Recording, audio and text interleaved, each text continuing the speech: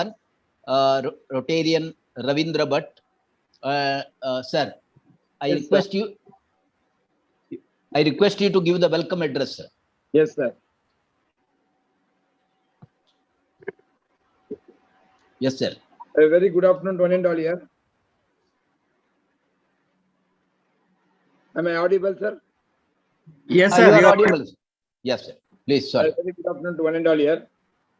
Leadership in changing landscape. The globalization has transformed the world into a global village where organizations are always antagonistic and compete with each other. As a result, organizations have to create new beneficial operational ways to keep their business. In this situation, leadership has become an essential component for a successful change in any organization in order to face the ever contentious competition in the global market. As leaders in organizations are recognized as champions of change, it is therefore the responsibilities of top management of any organizations to keep the process of change ongoing in order to sustain the operational trustworthiness of the organization. This wonderful evening, we are having discussion on the next level leadership, which has a value-added talk between. Once again, a very good afternoon, one and all. I welcome you all. President of Rotary Club of Surathkal, Rotarian Chandrakant Marathe, Assistant Governor of Zone 2, Rotarian Raghavendra Rao, District Chairman of Leadership Development, Rotarian Ramesh Rao. Today's eminent speakers, Professor S. Jagdish, Mr. Mohan Raju, Dr. Aman Agarwal, Dr. Sanjay Jha, Dr. Farid Ahmad, Moderator, Dr. M. Narendra, and all the Rotary Club members of the entire district and other districts also to this beautiful, fantastic leadership development seminar. I once again welcome you all and also wish you a beautiful, fantastic evening. Thank you very much. Thank you, Rotarian and Ravindra Bhattaji, and as well as the district governor.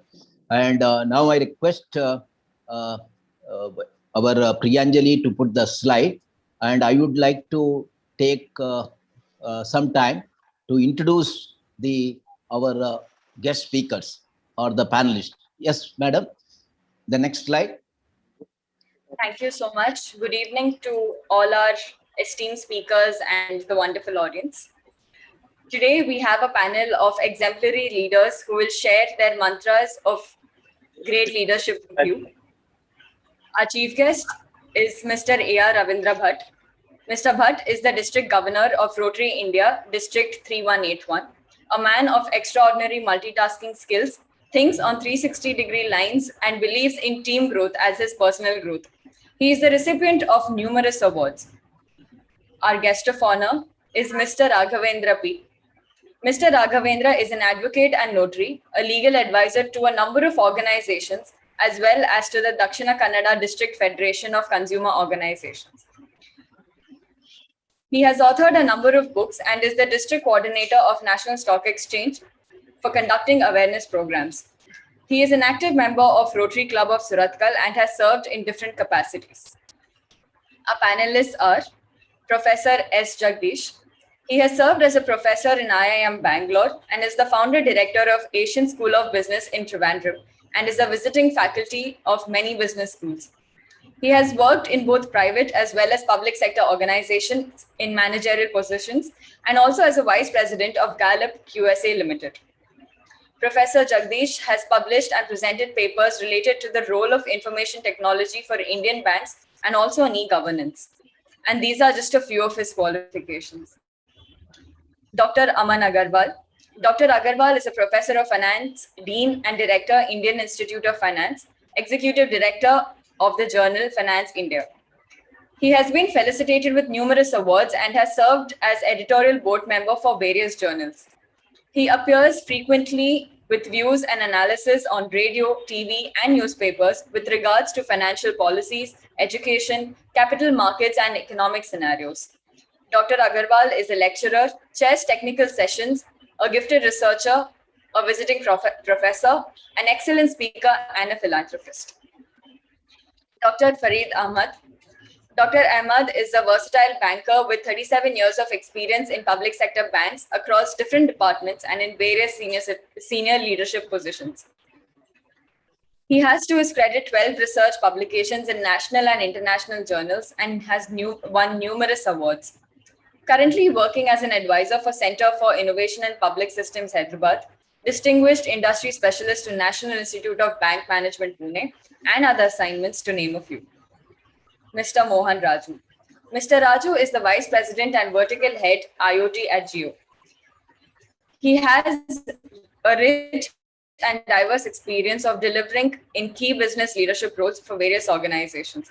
He is also the honorary chair for the Mobility Special Interest Group at the Indus Entrepreneurs, as well as the honorary member of the Digital Communications Working Group of the Institution of Engineering and Technology, Future Tech Panel for India.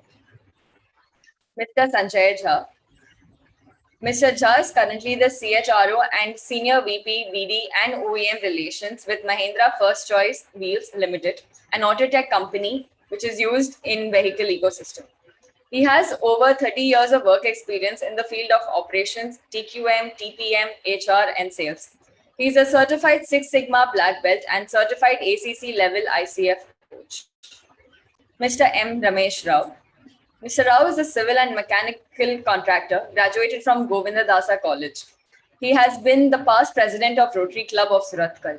He has also been the chairman Leadership Development, Rotary District 3181 for the year 21-22. Mr. Chandrakant Marathe. Mr. Marathe worked for Wipro Fluid Power Bangalore for a year and later joined AdLab's Photo Digital Studio and has been serving there for nearly 25 years. He has also served as the secretary of Rotary Club of Surathkal and currently the president of the club. On behalf of NCube Collaborations, I take delight in welcoming you all for our virtual webinar. I request Ms. M. Narendra, former CMD of IOB Bank and advisor NCube Collaborations, to kindly take over. Thank you. Now, as per the agenda, we would like to have Rotarian Ramesh Rao, who is the chairman of the leadership development at the district level, to give his opening comments. Ramesh Rao.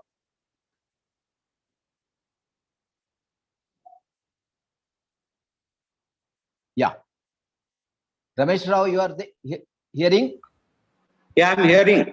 Yeah, please start. Yeah. Can you? Am I audible? Yes, Yeah, sir, you are. Or yeah, sorry. Yeah.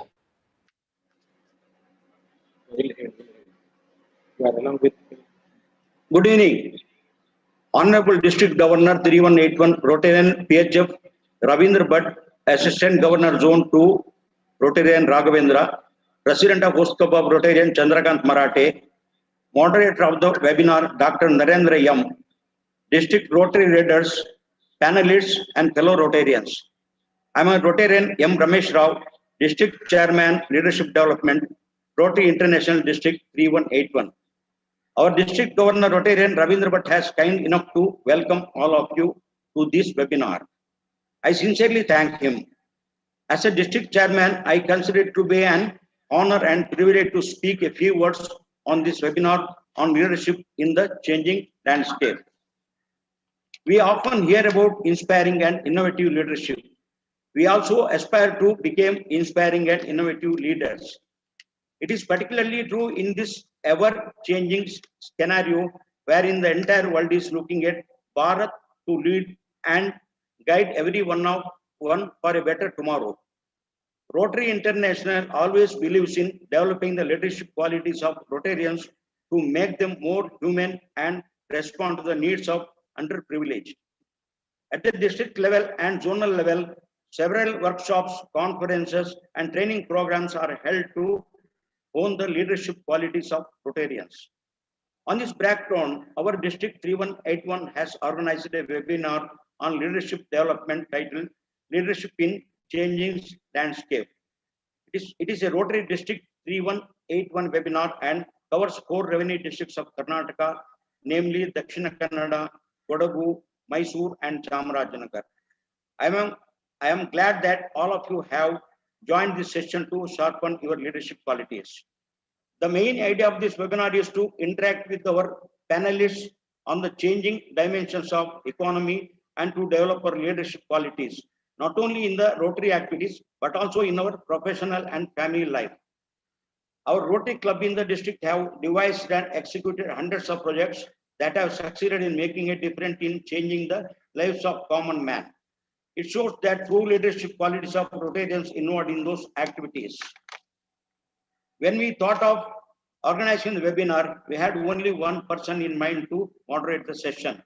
He is Mr. M. Narendra, the former CMD of Indian Overseas Bank and advisor, NQ Collaborations. More than that, he is a friend, philosopher, and guide to all of us. In fact, he is the one who has brought on the panel a team of very resourceful persons as panelists. We are sure he will enlighten us different aspects of leadership in the changing scenario.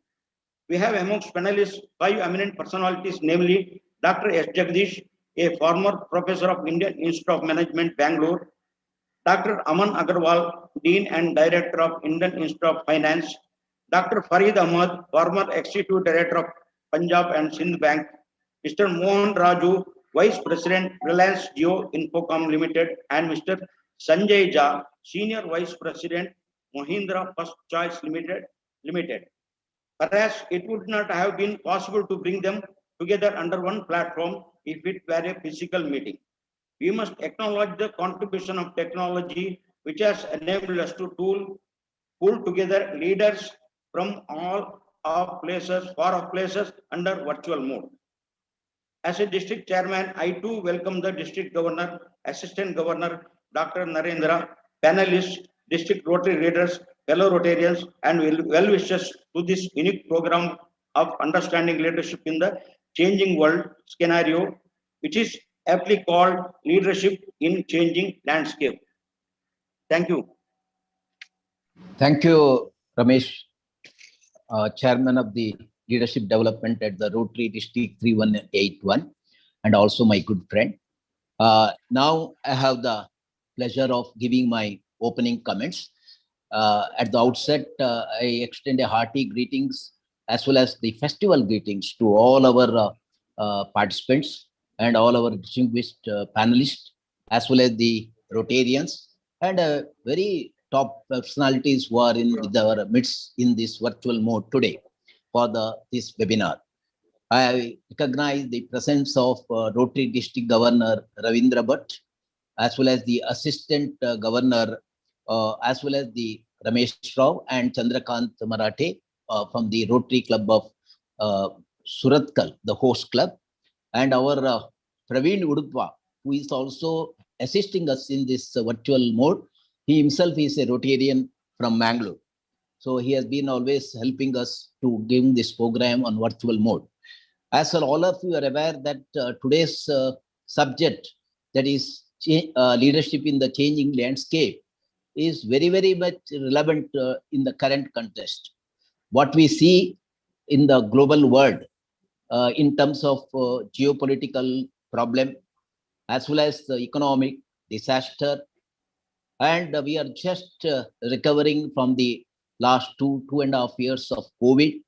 And in this period, the entire the leaderships were put into a lot of test their ability to lead, the ability to bring whatever required changes, and they had to bring transformational leadership so as to see that every section of the people or all the stakeholders are taken care. And particularly in the context that during the COVID, the entire things were going on the virtual mode, and particularly the workers were working from the home, and how a leader could keep communication, and he could keep the morale of the people as well as his own morale until he shows self-confidence and he shows his courage. During those periods, everything was unpredictable and we were not knowing what exactly, how and how these should be managed. It is not only for corporate leaders, it is for educationalists, for also, or it is for every organization, and even for our country, Prime Minister and other leaders of our country and other elsewhere also. And over and above that, we were recently seen what is happening in Russia versus Ukraine, and what has been happening in our neighboring country, Pakistan, as well as Sri Lanka. And almost Sri Lanka is on the brink of default already. They have declared. So this needs an extraordinary leadership. And moreover, that India as well as other countries are committed for climate change. And we are shortly coming with I think, the Earth Day all over the world. And we have been seeing the exploitation of the earth. And also we are destructing the nature. We are also, in our hunger, we are killing the animals. So the whole environment and the nature, which provides so immense, benefits to us, and we don't care for that. And that has resulted in a greater climate change. And today, India, as well as elsewhere, all the countries are signatory to the climate accord to see that the impact of climate change is minimized, and we have to achieve zero emission by India, as mentioned, by around 2270. So it's a great order. Similarly, India is also a signatory to the Sustainable Developmental Goals. There are 17 Sustainable Development Goals. The whole focus has been everybody should be provided with the food, protection, or the home, and the bottom of the pyramid needs to be improved, and the per capita income of every individual should be such that he can have a decent living. But that deadline was 2030, and now we find that due to the COVID, there has been a further gap between the rich and the poor, or the urban and the rural area, and the per capita income has also suffered, and the sustainable development would not be fully in place. The other side, corporates are also have to be responsible. They have to have a responsible reporting. They have to have a responsible corporate governance, and they have to have a concern for environment, social, as well as the governance. So that is the ESG, which is in now coming all over the world, and that ensures the endurance value of the organization. Their value proposition in terms of the market also will enhance with they follow the ESG. So in the background of these, so today the leaders have to exhibit complete a new set of traits, skills, and they have to bring these required changes in their own organization, in their own corporates, as well as in the society, and the leaders have to bring to the country. And moreover, the technology has been now, in the last 2 years, technology has been adopted greater length. The entire thing has been moved to the cloud, and the modernization and the upgradation of the technology, whatever gadgets have been taking place with a lot of innovation. Other side, there is a threat of cyber security, data theft, and the leaders have to take care, see that the prestigious, or very precious data, each of the organization is not getting taken over or leaked, or that results in a lot of financial also problems. The other side, there are a lot of financial frauds also taking place. So in the light of that, why I'm bringing all this is in the context of when we say changing landscape of leadership and changing environment, all these matters becomes very, very, very important. So even though for today's question, it will be difficult for us to cover all the subjects in respect of these various points which I mentioned, but at least we can make a beginning. And the Rotary, our District 318, under the leadership development, thought it fit to bring this subject. At the same time, as a NCube collaboration also, we are a think tank organization. On the 7th of January, we brought out one full day program connecting the future ready leaders. And more than 25 speakers spoke on this. So we have been finding that against the various technical subjects, the other area is human resource development, individual leadership development, self-awareness, and the self getting the what you call necessary momentum. We need to have a momentum effect, and every person, every institution, we need to care for the culture, ethics, values, and they have to take care. The customers, of course, they have to take care, but the inner customer, they are more important than the other customer also, because this is inner customers who will bring that experience of new experience to the external customers. So if I talk on the, of course, this is certain what you call a presentation. If our actions inspire others to dream more, learn more, do more, and become more, and you are a leader. Johnny Quincy Adams. So there are on the inspires, motivates, or innovates, communication, ethical, command, team player. There are certain aspects which are covered here.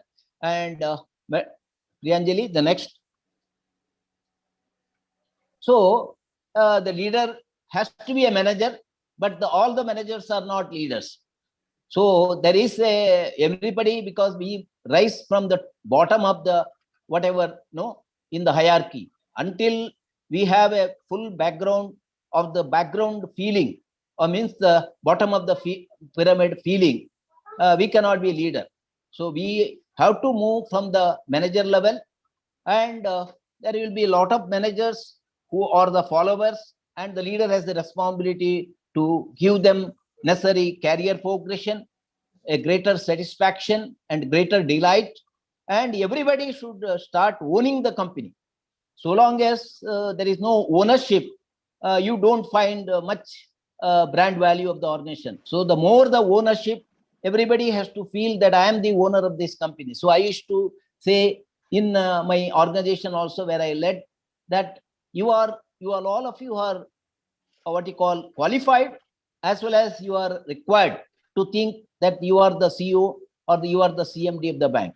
And when that feeling comes, and when that ownership comes, then the performance starts from the bottom, and it is not the top level whatever aspiration only goes to the bottom, and bottom respond to that. Both will tally, and that's where the shared values, shared goal, shared vision, and shared mission becomes very important in achieving the greater goals. So I know I am aware of my time limit, and so this is the, of course, leadership in the changing global landscape.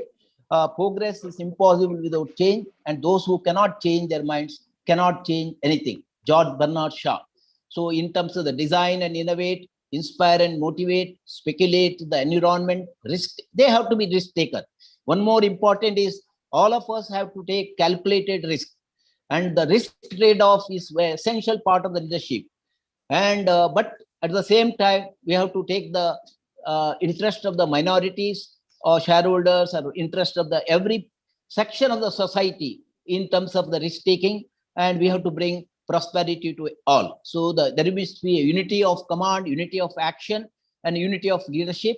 And we have to need to predictive analysis, and by we have to be see the future predictiveness, because if you remain static or if you become constant, the change will take away and you will be wiped out. That's what happening. A lot of new technology companies, startups, and all, they are now disrupting the entire system, and the market valuation has completely changed vis-a-vis the old company and vis-a-vis the new company. So my panel will talk on that, and we should take timely action. With this brief my talk, I have the pleasure now taking to the what you call our esteemed panel. And at the first, I would like to ask Professor Jagdish. You know that Jagdish has been has given the leadership input to quite a lot of global what you call leaders, not only India, all the whole, and he has been a corporate strategist also, giving guidance. So on the theme of the conference, Professor Jagdish Saab, I would like to start with your opening comments, sir. Thank you very much. Yes. Actually, it is very humbling that here I am, a retired person, talking amongst people who are already leaders. practice leaders like yourself, for example, a chairman, and there are all these very high what shall I say, successful practicing leaders, and it really humbles me. So what I may speak may sound kind of very ephemeral, very what shall I, shallow, but please do forgive me. Therefore, in order to be different, with your permission, I would like to begin with a little poem. This poem is by Walt Whitman, who is a mystic poet of the 19th century. And the poem goes like this. I won't read the entire poem. I'm just taking the first and last, in the middle of that part of it. I don't want to describe only relevant parts of it. It goes like this. Captain, oh Captain, my Captain, our fearful trip is done. The ship has weathered every wreck. The prize we sought is won. The port is near. The bells are here. People are exulting. While fellow eyes the steady keel, the vessel grim and daring. But oh heart, heart, heart, oh the bleeding drops of red, where on the deck my captain lies, fallen cold and dead. Now, he's a mystic poet, so I should actually explain the metaphor. There's a lot of metaphors in this. So you do understand when we say captain, captain, you're really talking about somebody who's going to lead, right? And as you see that, the ship has weathered every road. So when you go and reach the goal, the ship has reached the port, it has to weather a lot of storm, weather a lot of, who is the person? Who is the captain who takes us through this storm, right? And the ship has weathered all this. And ultimately, it seems the prize has won, that you had sought for a prize, the goal, and this organization system has won that goal. So while there are people are exulting, while you can hear the ringing bells of victory, what does he say? Oh heart, there is a red drop, which is a shiny reward actually. So like this is metaphorically. And where on the deck my captain lies? Where is he? He is the one who led us, who weathered the storm. Where is he? He's lying dead. It means say it's such a tiring effort. He's exhausted. He doesn't crave that. He doesn't crave that all those belting. He doesn't crave the reward. The reward is required. He is eaten. It's a much longer poem. There are many things in between. I don't want to go through that. Look at the power of metaphorism there. Why did I bring out this poem? Why did I want to start with this poem? Just this. Today, the topic of the subject is leadership in the changing landscape. Milton wrote this in the 19th century, 1837 or something like that. The landscape hasn't changed. So the leadership, the coach, the captain, is not a task. It's not something that is done. It is the quality of the person, the captain. It is this that is what matters. And this that is what we're the stop. Bringing it to systems theory, which of course is my favorite subject of system philosophy, you want to say, you see, organizations or even society are systems. We call them living systems, where all the entities that are there, which is made to achieve a particular purpose. Your organization, for that matter, you achieve a certain purpose. Your society is designed to make it. Your family is designed to achieve a certain purpose. So you put certain entities, the human beings, the capital, the material, everything together. So you have a conceptual boundary around it. Everything outside the boundary is called the environment. This system within the boundary is like the ship. And where does the ship sail? In the ocean. The environment is the ocean. And that ocean can be turbulent all the time. So, what the captain or the leader does is to steer the ship towards its goal. And when he or she tries to steer this, you're bound to experience turbulence. The classic example is this. When you have a paper boat, many of us have played paper boat, put in a small tank of water, it remains still, right? Only when you tap the boat to move towards the other end, you create ripples. And when the ripples are created, the larger ripples, the boat starts rocking and the ripples are too large, the boat capsizes. That's exactly what happens. The organization is the ship, the system is the ship, the environment is that turbulent ocean. So what does the captain do? Constantly watches where this turbulence is happening and tries to steer the ship through that turbulence. So the turbulence the earlier days was something else. The turbulence today is caused by something else. Another thing from systems theory is this. All that a leader can control are those within the system, boundary of the system, right? Not the ocean. And research tells us that hardly 15 to 20% of the variables. That means 85 to 90% is outside, not under your control. So all that what the leader has to do is carefully watch out for those which are not in his or her control and avoid those. And use one's own competence, those variables within one's own control to guide the ship. It goes without saying today, we perceive one turbulence. Where every time the war, the organization face the current turbulence, right? Post-war, there was the Great Depression. Organization faced a different kind of turbulence. During actually the subprime crisis, how many organizations face turbulence? So turbulence are always different kinds. A leader is one, watches what this turbulence is and moves the ship through that turbulence. Quite often safely, but like what Whitman says, after weathering every wreck, the ship gets damaged. The captain almost dies, but he achieves that goal, that purpose, which itself may be temporary incident, right? That is one of the most important things I wanted to. But then, since we always look for solutions, there's again, you see, the very famous play. Those of you may be aware, and it's called by Beckett. It's called The Waiting for Godot, Godot. I don't know how many have heard of this. So this is a very small play. I don't know. It's called, in fact, play of absurd. There are two tramps, homeless fellow. Both are very sick. One has got highly prostrate gland. He can't walk properly. He has to keep urinating all the time. The other one is have got incest problem. They keep meeting every day, talk about their trouble, and they are waiting for someone called Godot. In the meanwhile, certain things happen. People come. I'm not going to all that. So ultimately, a messenger comes and tells, "Sorry, Godot is not coming today. He'll come tomorrow." So they come again next day. Again, at the end of it, the messenger comes, Godot is not coming today. It goes on. The last scene of the play is, again, the messenger comes, says, Godot is not coming. We don't know whether these two are going to still go to wait or not.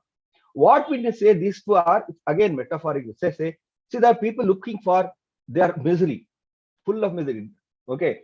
Illness. One has got disease of prostate, one has got disease of intestine, and they're all waiting for salvation. Somebody will come and rescue them.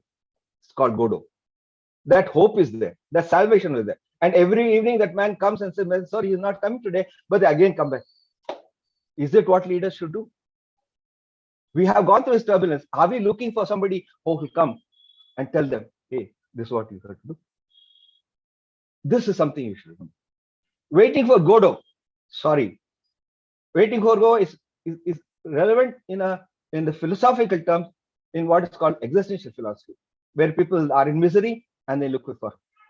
That is where we should not look for. So we are not waiting for Godot. Just to this part of it, I'd like to conclude because I would like to listen to more before I can say something else on this. And I need to put triggered because I can be pretty blunt at certain times. Since you are looking for solution, one of the things that did was there is this person who called Bill George. I don't know how many have heard of him, and his book called North, Being North. See, what he did was he was actually a leader and a president and owner of a very big company and several entrepreneurs. He used to actually be a venture capitalist and all that. So what he did was he talked to about 125. He's had more than 125 leaders across the globe. and found out what are the characteristics. See, I told you earlier, it's the person, it's not the environment, it's not the particular landscape, it's the people who matter. So he found out what, mainly because he wanted to launch a course, which still became a very big popular course, okay, on leadership in the Harvard Business School. And particularly it became a very big popular course for all executives. Is this on leadership is being known. And after 125 people, I'm just going to summarize what he said. He said nothing. He just pointed out these 5 characteristics that a true leadership has. One is, a leader has a purpose. I talked to you about the purpose of systems, but the leader himself or herself must have a purpose where the organization or the system has to go through. Values. Every one of them had a value. Okay, what is value, etc. During question hours, probably we can discuss that. Relationships. A leader is not one who isolates himself in a system, in organization, environment. He relates to people. He has a lot of relationships. He respects relationships. He promotes relationships. He has a lot of self-confidence. And finally, he has a heart. So these are 5 attributes he's found, and he created an entire course on this. I would just like to conclude just one point that I've seen. You see, I used to conduct a fairly successful workshop for many years on managing people in software. I'm basically an IT person and do a lot of software development, advice software. Managing people in software projects. It is not related to HRD. It is based only on my observation during my consulting work in software organizations. And there are several issues, very critical issues there, which I'm not going to talk about. So when I used to conduct, the first thing I would ask them, they're good participants. They're all very senior leaders, so-called leaders of project managers, okay, vice presidents, and so on and so on. People with 5-6 years or even 10 years of experience, very senior people in software industry would attend. First thing I would ask them is, what do you expect out of this program? Invariably, they would all say, after this program, I would like to know, should be able to motivate my people. Invariably, most of them. I used to disappoint them at the end of listening to them, because I would like to organize the course based on what they heard. I would say, I'm sorry, I cannot do that. Help you with that. To me, the moment say how to motivate the person, what is how do I control that other person? A true leader does not talk about controlling somebody. In fact, it's immoral. What you can do is motivate yourself so that they can follow. Because even dictionary meaning of leadership is someone who shows the way. You don't want somebody to follow. Imagine following. What happened to Hitler? People followed him, and what a disaster it was. Right? So at this moment, there are many more things I will talk to. Authoritarian leadership is there, subjective, objective. Maybe later, as the discussion will come. At this moment, I'd like to stop. Thank you. I'd like to listen to most of you. Thanks. Thank you, Professor Jagadish Sab, that you have brought a very good start, and that too thrilling with the poem. Then also how a captain will lead the, suppose sinking ship or turbulence or whatever challenges come. How do we do that? Similarly, how in times of necessity, how the leader should be born out of our own, instead of simply waiting for somebody, you have to. And the 5 leadership quality, I was very much on the value. And the last one you said, the heart, very, very important. So with that, we'll continue that. And because our Professor Dr. Aman Agarwal, he is a very leader of extraordinary, leadership, and leader of par excellence. And the Indian Institute of Science, which is formed by his father and now led by him and his entire team, of course, his whole family members.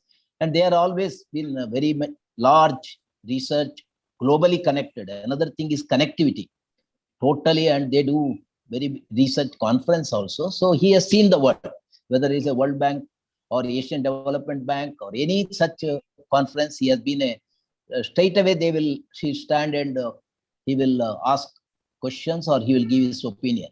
So with that, we can get some more inputs on the essential traits of leaders, particularly in the changing landscape. So Professor Dr. Aman Agarwal ji, it is your turn, sir. Yeah, you can unmute.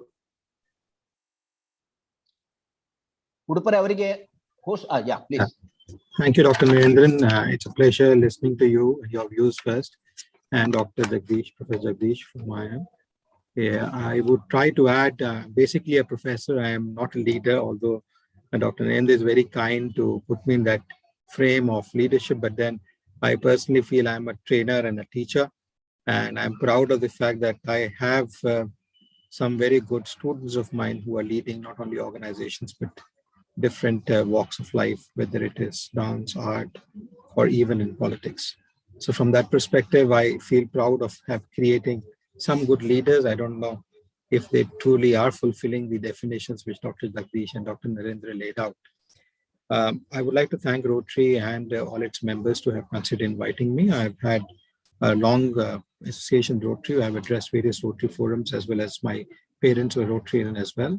So I've had that connect when I was as a child attending some Rotary meetings, and the kind of service to the humanity and service to the people of the world the Rotarians have been doing for almost decades now, almost I would say almost a century now. With that, I would like to come to brief comments which I had. In fact, incidentally, when Dr. Narendra spoke to me about a couple of days back, the same day I heard a small video from a Nobel Prize winner, Nobel Peace Prize winner, Desmond Tutu from Africa, who got the Nobel Prize in 2007.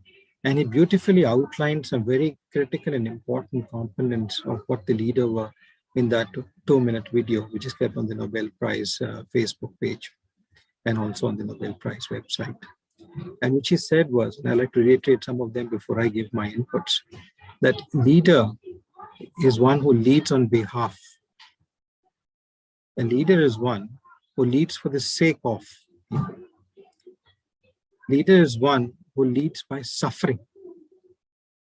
Leader is one who inspires the best in people.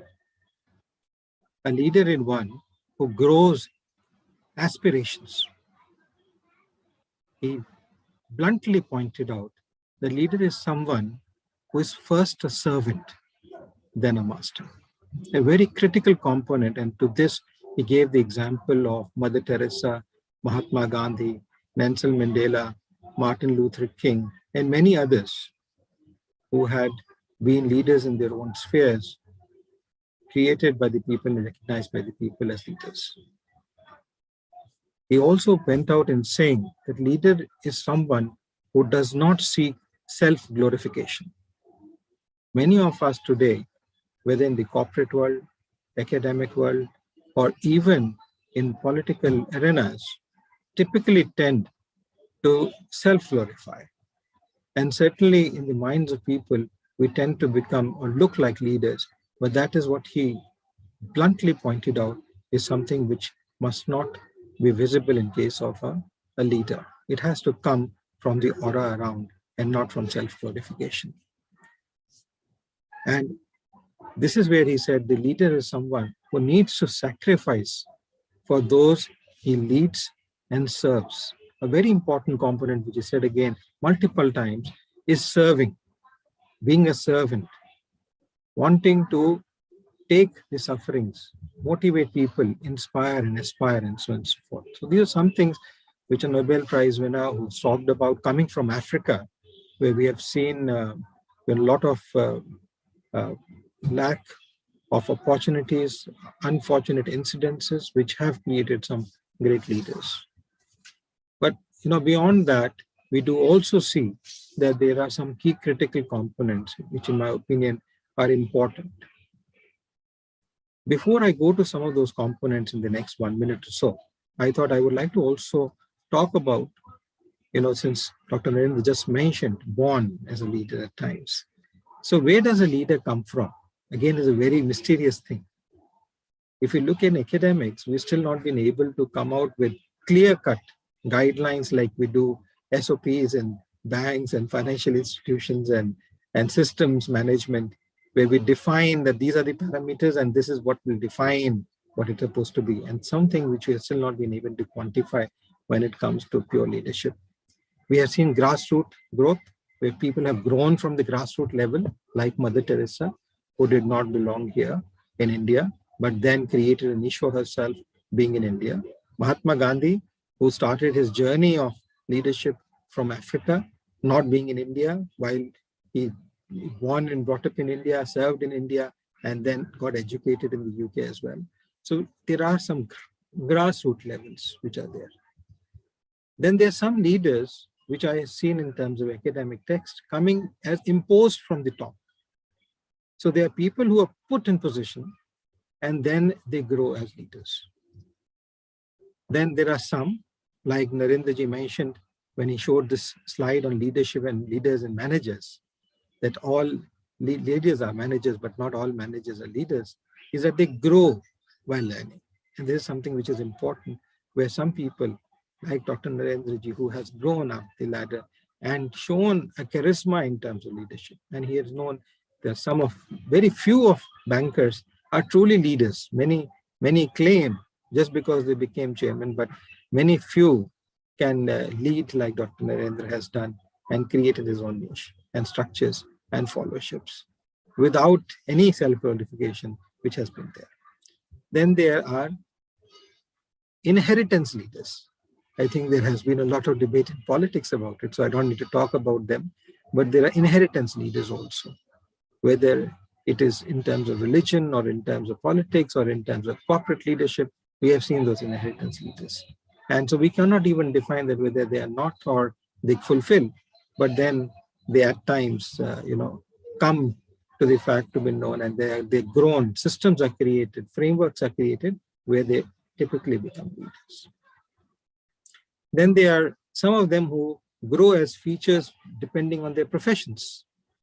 Like in academics, many a times we achieve leadership, not in terms of administrative leadership, but leadership by being even independent. Einstein used to be isolated. Now, he is a leader in science. Newton used to be fairly isolated. He was a leader. He is someone we talk of every second day. Every child talks of him. He is a leader who inspires even today. There are scientists like many of them who live in isolation, have typically no connectivity, which is an important component of leadership, but still are leaders because they connect through their works. So there are those who get this leadership inheritance coming in from the profession they embrace. And lastly, in any case, most of the points are discussed. But as Jagdish ji was also talking about, Narendra ji has kept the topic of leadership in changing landscapes. This was giving me a thought for a couple of days. When do we not see these changing landscapes? As I say, the only constant is change. So when the only constant is change, we are always in troubled waters. Would the leaders, when banks were nationalized in this country, were they not challenging times? When we got independence and banks were merged to create the Reserve Bank of India, were they not challenging times? When India was under the rule of the British and everything was being taken away by even organizations created on this land in India, were they not challenging times? I think we have challenges like Professor Jagdish talked about: wars, tsunamis, financial meltdowns, debacles, all different kinds. These coronavirus, now this Ukraine-Russia war, every one of them creates a different kind of a challenge in everyone's walks of life as a leader. Whether it's a question of leading a small firm or a large firm or a country or a region or even an institution or an academic research. So in my opinion, embracing that uncertainty is a very important and key component which a leader must project and embrace. Apart from which you always have resilience, empathy, while being decisive, transparency, which induces engagement. And here I would say, with the way we have moved to a virtual world, we will see artificial intelligence play a critical role and also demolish some of the old known concepts of leadership when we look at the transparency and structures being introduced by artificial intelligence and the emergence of new forms of leaderships coming up. Small girl, climate change, which Dr. Narendra mentioned, small girl in Nordic country, in Nordic Europe, which is fairly unknown, people don't know about, they think it's not even part of Europe. So that girl has shook this world apart, invited to address at international forums, which people dream of, has emerged to be a leader in the frame way.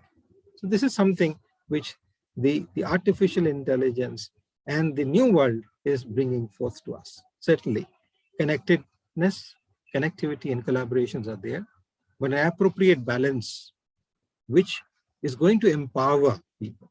I know a couple of industrialists who always talk about the fact that they want to see their employees grow and grow bigger than them. They don't want their people to be sticking to them and their organizations for the rest of their lives. They feel empowered when they empower some of these people to be going to be entrepreneurs, leading their own firms, leading their own lives and marching ahead.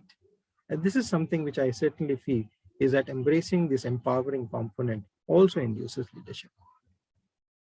So with that initial remarks, Dr. Yeah, thank you, Dr. Aman Agarwal ji. That the first one you mentioned about that video, some of the from the Japanese, Japanese leader. He's an African Nobel Prize winner. Nobel Prize winner. Tutu. Leads by suffering and inspire breast or do not seek such glorification, sacrifice repeatedly for serving. Really, very coming out of such great leaders and Nobel Prize winners. It is there for the young generation to emulate, and the qualities of other various other leaders also from your experience and other things, and also you brought some of the Mother Teresa, Mahatma Gandhi, because today we need a short of such role models, and particularly when we find there is a lot of difference between old leaders and the new leaders or the young and old. Now the young generation basically are good, but there needs to be mentoring, giving a proper direction, and the senior leaders or the old leaders have a responsibility of that. How many of us are really mentoring our own family, children or others? And everybody is concerned about themselves, but they don't much give that in a greater heart. Another thing is you have to give it the greater love and heart, what Professor Jagdish also said. So, Agar Ramanji, I will come back to you. And I have Dr. Diwakar Goyal, who is the chairman of the Aero Academy of Science and Management, who is also one of the present in this program. I wanted to recognize his presence. Similarly, there are other professors who are in our midst. Dr. Siddharth is there and Mr. Saini is there. So Mr. Farid Ahmad, there is a lot of questions towards bankers also. So you can go through that later and you must be able to answer that, because they say that India in the current junction needs a very, effective banker leaders. And the banking industry and the financial sector is getting into a very transformation process. And we have come out of all the whatever difficulty, and we are now entering into a new arena of where there is a very fresh green shot of business. So how a leaders can take that and also contribute to the economic growth, and particularly India also, in spite of all that, we are not ensured the bottom of the pyramid much growth, and the difference between haves and have-nots are still widening. So with your such a 40 years of banking experience and your research and your knowledge on the first the relevance of the leaders in the changing landscape, and also from the angle of the changing technology transformation, and in overall the banking sector also you can cover. Dr. Farid Ahmad. You can unmute Udpa. Unmute. You have to unmute Farid. Yeah. Very good evening, friends. At the outset, I am thankful to Rotary District 3181 and NQB collaborations, and particularly Dr. Aman Narendra for making me to associated with this eminent panel on discussion on the leadership in changing landscape. As Dr. Aman Agarwal and Professor Jagdish sir told, that there are different characteristics or traits are required for the leaders today. No doubt, as Aman Agarwal ji was emphasizing on the artificial intelligence and other disruptions in the digital world occurring at a very, very phenomenal rate. And technology is bringing about a paradigm shift in the leadership requirement, because it is affecting the all industries, if not all, at least many of the industries in the entire world. So leaders and organizations cannot stay ignorant about the changes and the impacts this technology is going to bring on their own organizations and the entire industries. So leaders need to deal with the unprecedented changes and unpredictable challenges which are expected from the fourth industrial revolution, and the manner in which the leaders will deal with the adoption of artificial intelligence, technology, and other disruptive innovations will going to be decisive in determining the success or the long-term survival of their organizations. So leaders have to create and show their way forward path amid transitions and disruptions, volatility, complexity, and also the ambiguity which is prevailing in the world today. According to me, whatever the traits discussed by Professor Aman Agarwal and Professor Jagdish, they are very, very essential. So I want to touch upon, under this changing landscape, what are the responses expected from the leaders so that they can implement, they can frame the important strategies to overcome these challenges and meet the unpredictable changes in the world. According to me, the first and foremost strategy to be adopted by the leaders in this changing landscape is create a futuristic work culture, which is very, very important, because leaders can create a futuristic and innovative work culture by encouraging their employees to acquire knowledge and skills and putting systems and structures that encourage them to test or the experiment with the new ideas. Because the leaders should not, general tendency is the failures will be penalized by the leaders. So in this context, the leaders should not penalize the failures as a result of taking risk. This is very, very important, because it will encourage the people to test the new ideas, and also to they will take it as an empowerment and do the new things. And the second one is they should provide a authentic change leadership, because the disruption will test the effectiveness of a leader, how they are able to lead their workforce through the changes. The greatest test of a leader is their level of influence and the ability to drive the positive and desired outcomes. So the authenticity of a leader is a key driver in influencing and driving the change. So leaders who are able to demonstrate the authenticity by being transparent about their changes and demonstrating the integrity are better able to connect and win the support of their teams and the peers in reaching their goals and success of their businesses. And the third response, they have to create a stable environment. They have to create, it is the responsibility of the leader as a leader that to create a positive environment where employees will feel inspired about the future, have a clear direction and a sense of where their organization is headed amidst all the uncertainty caused by the disruption, technology, and still possess the sense of stability. Creating a sense of stability requires a certain level of empathy, as told by Dr. Jagdish ji and also Aman Agarwal ji in the leaders, and it is regarding how employees may be feeling about the uncertainty. Says to the employee, I am there, I see you, I hear you, I understand you.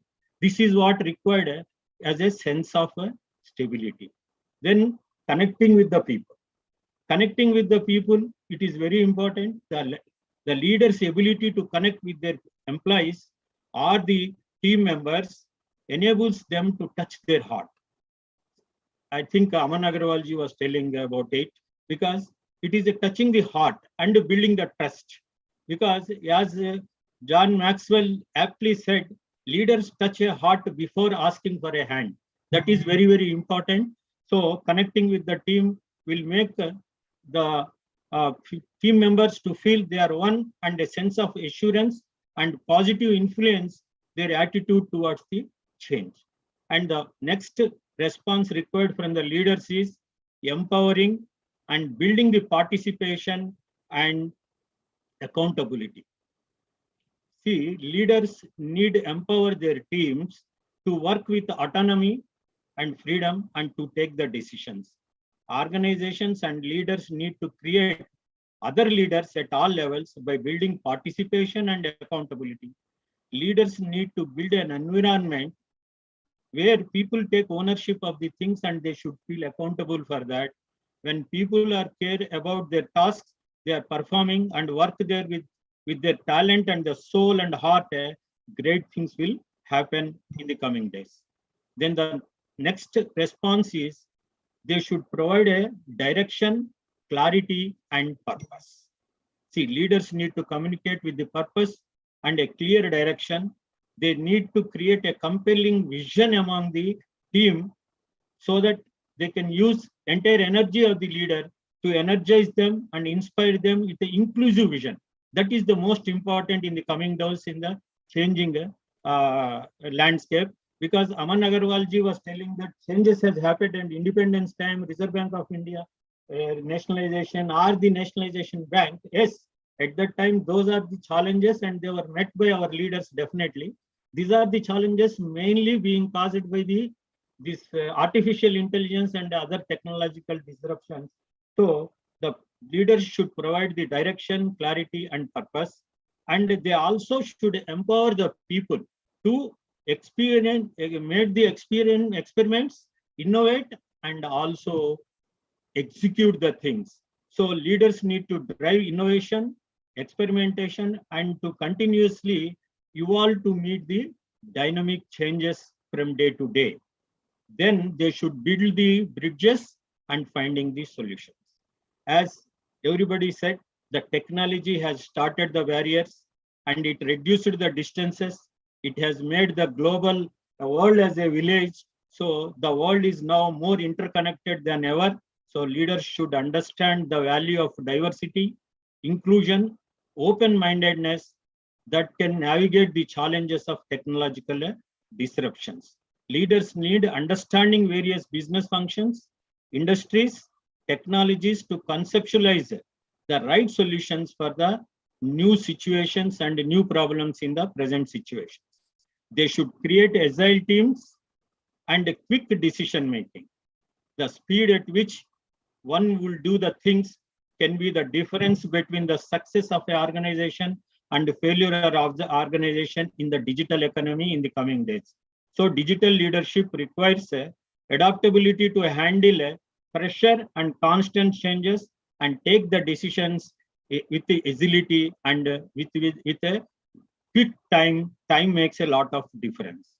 Then last response which is required from the leaders in the present day circumstances is they should take the constant evolution of the situation and also the skill reskilling, because the changes, innovations, and disruptive technology will have a significant bearing on the workforces, processes, companies, and industries. Those who can quickly adapt to that, they only will be successful. For that, latest technology skills are required. So the leaders should constantly evaluate and also provide the reskilling techniques to their team members. With this, the leadership can provide whatever required for their team, and also to meet the requirements and needs of all the stakeholders. They can provide by adapting, by responding in these 10 views, 10 ways to the in the changing landscape. Thank you. Yeah, thank you, Faridji. That is what all leaders should endeavor to really amongst our workforce, amongst our followers, to build them trust. You mentioned about trust. That is a very, very important. Trust, confidence, and they should believe in our leadership also. And whenever required, that leadership, when it's tested, how do you respond? And how do you see that you come up to their expectation? Because when it comes, particularly Farid knows that when it comes to accountability, everybody tries to pass on. But if there is a collective accountability, collective, taking any failure also on their shoulders and preparing for another success. So failure is the stepping stone for success. So this, then also on ethical values, very important. How do we show the true ethical values? And then only the culture of the organization also builds up over a period of time. And today we need the flowers of culture to be built fresh in every organization, every individual. And that's where we have to have a introspection. That is where we need to do the SWOT analysis. And I always say that when we want the organization balance sheet to be with a lot of outstanding performance, it is only with the aggregation of individual balance sheet. So every person in the organization first write his own that perfect balance sheet.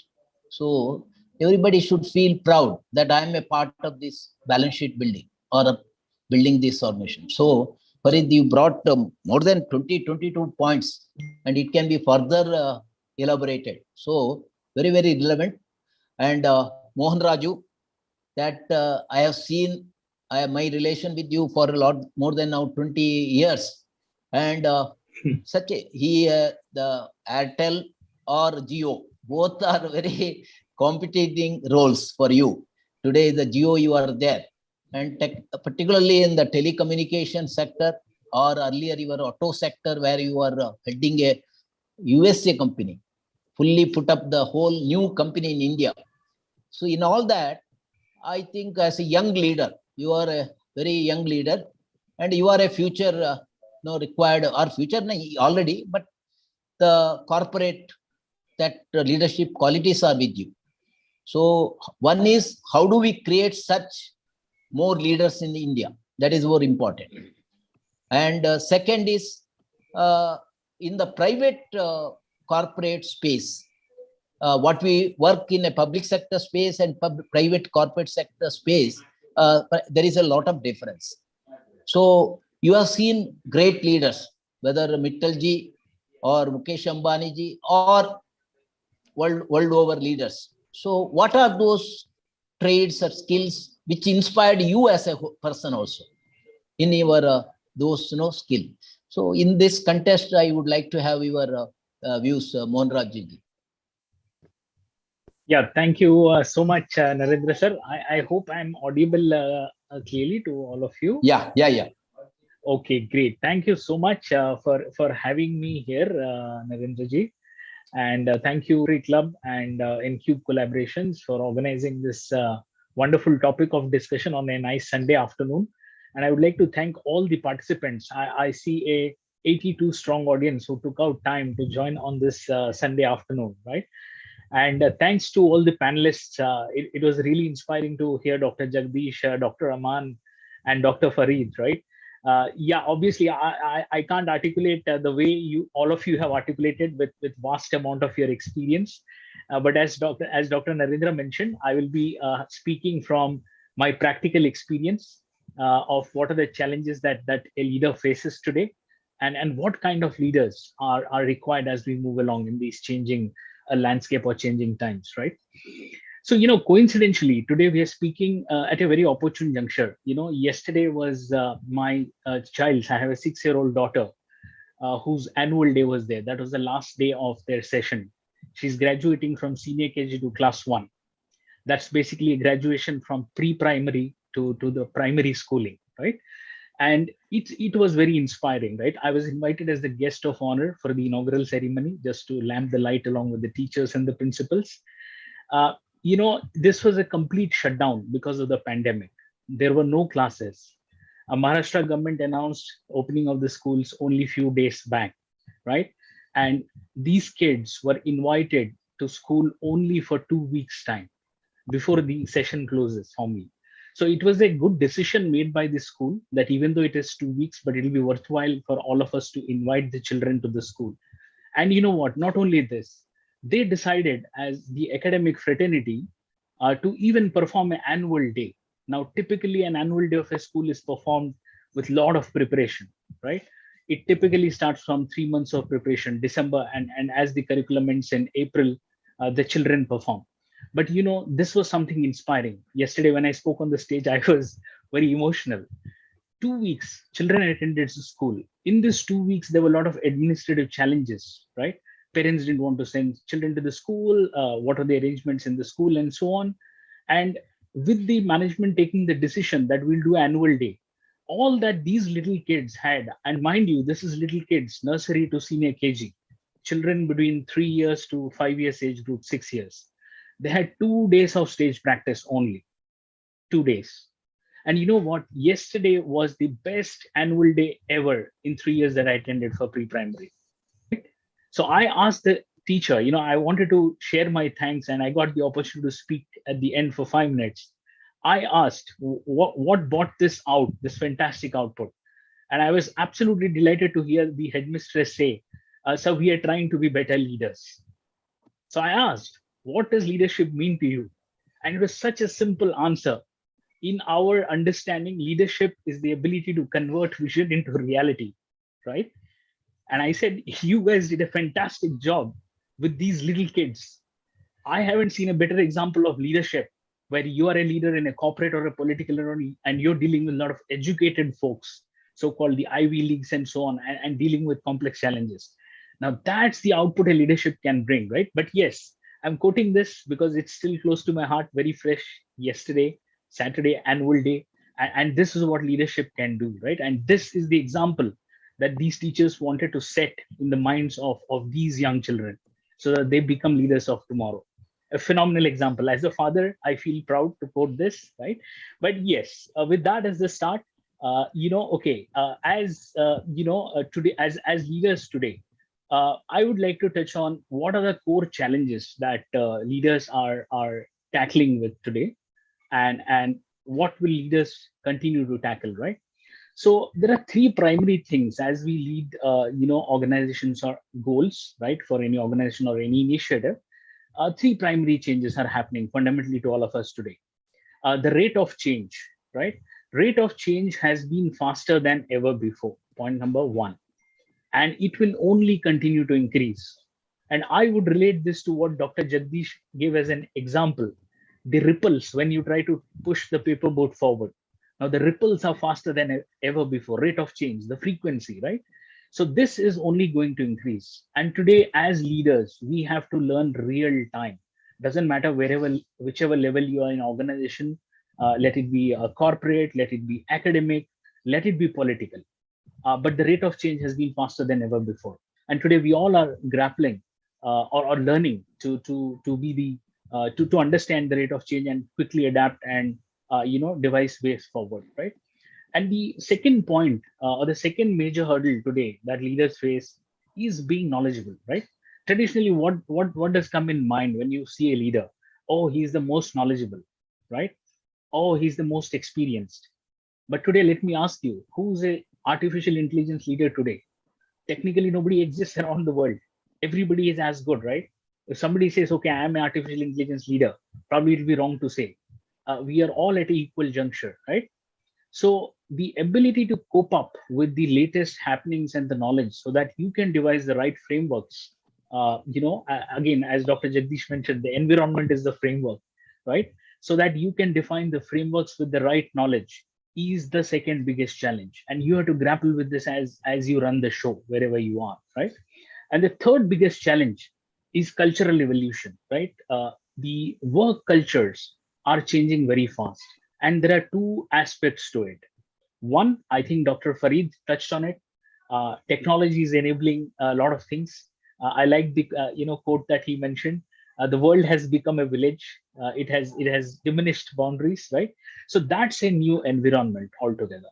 And second biggest thing, today the team's composition that you have to deal with is far different than what it was at any given point of time.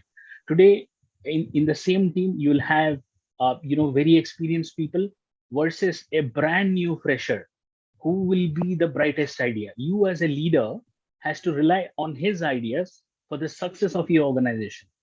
Now, who's leading whom here? This is called as reverse mentoring, right?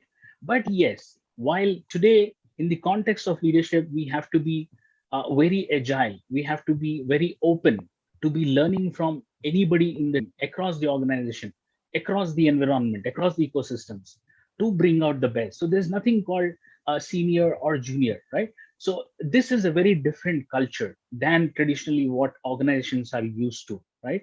And this will only increase. And some of these examples, I see, I was fortunate enough to visit, a Facebook office in Santa Clara. And, I had the opportunity to visit the floor where Mark sits. I thought it would be his floor. That was the image in my mind. And you know what? I was surprised. He was sitting on a flat bench with many developers around. Can you imagine? That was Mark Zuckerberg's everyday thing. There was no fixed tag parking for Mark Zuckerberg in the Facebook office. But that's the new style of leadership, right? He wants to sit with the latest developers who have come from, the latest institutes, right? Ivy League technical colleges. But that's new style of culture. That's the new culture that's around. But yes, in a nutshell, I think three most important things. One is being able to adapt to the rate of change is very important. If you don't adapt, probably you will perish as a leader. You'll be no longer relevant, right? And second is, the knowledgeability of the leader itself. How do you deal with subjects which you have never learned? How do you deal with subjects which you have never experienced, hands-on experience with? Third, being very agile to cultural changes, right? So that's in a little bit of a background of three major changes today, what leaders of organizations face, right? And when I say organizations, it's not only corporate, it could be corporate, it could be academic, it could be policy making as political leaders, right? So all the walks of life, right? The second part that I want to highlight, the pandemic has been a great teacher. And I think the lessons learned in this pandemic give us a very right foundation to evolve the leadership skills of the near future, right? Now, obviously, the pandemic was completely unanticipated and had a devastating impact on people and lives. It deeply impacted not only business scenarios, but personal circumstances and lives of people and their families. So it took time for all of us to understand what was really happening and what would happen the next day. We couldn't anticipate, right? Every day had to be observed and acted to. So first, if you observe the patterns of how we behaved as leaders, first, obviously, across the board, there were knee-jerk reactions of we recluding to safety, lockdowns, living by essential services, work from home, job losses, and a whole bunch of new things. It was different for everybody, right? Second, there was a business impact at scale.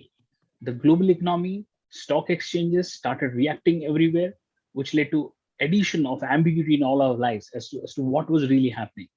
But as we learned the possible techniques to take the situation to stride slowly and steadily, things started to look upwards. It took great effort to implement the anticipated measures for leaders, like creating new scenarios, to work with minimal staff on the shop floor, creating an environment which facilitates safe working environment, how to effectively facilitate work from home company-wide to bring productivity levels to as normal as possible, right? Now for leaders, look at it. It took great courage. This was all on the fly as pandemic was happening. People were dying, lockdowns were happening, no vaccines to be heard. Now, but as leaders, it took us great courage to devise these mechanisms really quickly, right? and have the self-confidence that these measures will work. Now, where do you derive that confidence? This is out of no experience. It's first time for everybody.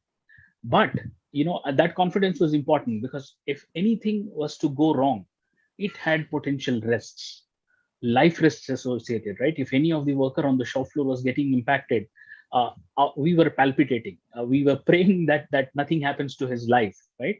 But those were the scenarios we had to kind of go through, right? As leaders, vaccines were yet to be in sight at the beginning of the pandemic, and then communicating this whole vision to the teams in a convincing manner.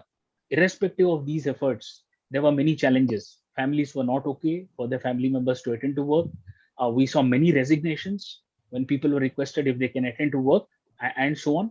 It was extremely difficult and more importantly, a very, very sensitive situation. But as time passed by, with great thought, effort, and forthcomingness of the teams and the people, the wheel started to move slowly towards a new normal. And that became a new way of life, which was inspiring confidence, right? And as a leader, you had to handhold each and every moment, each and every emotion of people to put this new normal on the ground, right? And obviously, with vaccines being announced and rolled out globally, the hope and confidence to return to normalcy was brighter than ever before amongst all of us, right? And more importantly, as a country, we were doing better than most countries, including developed nations, in terms of controlling the pandemic. Hats off to our current Prime Minister. We led by example, and today we did better than any other country in terms of controlling the pandemic. Now, that's a shining example of leadership to a complex problem like tackling with the pandemic, right? But yeah, overall, the pandemic was great lesson to strengthen leadership experience at all levels. We had phenomenal experience as while dealing with these situations, in my experience, right? But yes, how do we? So these are some of the skills which will be valued as leadership skills in the near future, right? So what are they? Adapting quickly to new workways. These are significant things that leaders will be expected to kind of embrace. One, adapting quickly to new workways. There'll be more remote working, work from home. Uh, Teams will be more virtual, spread across geography. Organizations will be officeless. Now we'll get used to it. Many organizations are planning to consolidate offices. It'll not be a surprise if an organization says we don't have office, we all are virtual. But those things will be new normal as we move forward, right? Second, most important is defining the frameworks for the new normal of working. I think that's a significant responsibility each leader will carry, right? How do leaders adapt to this? Most leaders today have zero experience in working in a completely virtual world, even the westernized developed countries. But this is a completely new paradigm. So new processes and working guidelines need to be put in place to set the new workplace effectively in motion, bringing back productivity to normal levels and for witnessing enhanced productivity levels as we move forward, right? The third is ability or embracing a whole new culture. These new workplaces will bring in significant cultural shifts, right? They are beginning to evolve already as we reel out of the pandemic. We have been quick to adapt to the needs, but these culture is a new for everyone, and everybody is experiencing the first time. So we need to be agile and more open than ever before to cultural changes, right? As an example, today I see, this is an end of a financial year, and there are appraisal rounds going on in most organizations, right? Now, there are most managers and leaders who came back. I can't have a difficult conversation virtually. I need to meet him, right? But these are the new scenarios. This is just one example, and these scenarios will become new normal workways, right? And as So, Dr. Farid mentioned, technology. Mohan, I will come back to Yes, you. Yeah, because yes, Dr. Ravindra. yeah, so you another 2-3 minutes you finish. But Yes, we'll have. Yeah, please. sure. And the other point, as Dr. Farid mentioned, technology will play a major component in all our workways. Today we are virtual. We use collaboration tools with an average time of 7 hours 28 minutes every day, as per the technology platforms. This will only increase. And on top of this, there are new technologies that are coming in the next 2 years. Virtual reality and mixed reality will become a true workway, which is kind of largely being coined as metaverse as we move forward. We will have to be ready for these kind of lifestyle adaptations, right? So yeah, I think these are some of the thoughts that I would like to share. But yes, I would like to hand over to Dr. Narendra, Yeah, yeah. in the interest of time. Correct. Over to you. Thank you, Mohan Raju. Yes, you brought quite a lot of our what you call critical aspect when we faced with the pandemic, and how nation, people, organization, corporates, education institutions, professionals, every section, how they could manage to the human resilience, business continuity, crisis plans, transparency, technology, self-confidence, self-regulation, or exemplary leadership, be empathetic to team, and be communicated with them team. There are quite a lot of such aspect you brought in your discussion, and we'll come back to you. We have actually we had the Dr. Goel. I wanted him to give one or two words, but he interacted with us in in that lot. We can take some of his views later. I request the panelists to go through that, but he had to leave us for some other conference to address. And I recognize the efforts of BBVK Rao, as well as so many others, and also the Goel, be in the part of this program. Quite a lot of our, including Rotarian. We have Rotarian Manivannam from Coimbatore. He's also with us. So my lot of friends have come, and also from the Rotary also have come. So that I recognize them. And we have now Sanjay Za from Mahindra First Choice. He was on a travel. His flight got 5 hours late. Sanjay ji, you are there? Yes, I'm very much here. And actually, let me tell you, I am nervous. I am nervous because of two reasons. Let me honestly confess. Among this eminent panelist, I'm just wondering what value I can bring. And the second thing is that you will be wondering why my video is off. Actually, I'm at a place where light is just coming and going. So there is no light. So I know. So this gives that we have a great fiber connectivity program. More than 6 lakh villages are to be connected. The government has been doing, but the progress has been very slow. That is where during COVID also, people have to do the banking at the remotest of the place. And that's where the new fintech apps and other things came in handy. So Mr. Sanjay is representing Mahindra Group. You know, the Mahindra also one of the famous organization for not only innovation, but also human leadership. So Sanjay ji, how do we, on the human aspect of the leadership, that is one I expect from you. Second, I also expect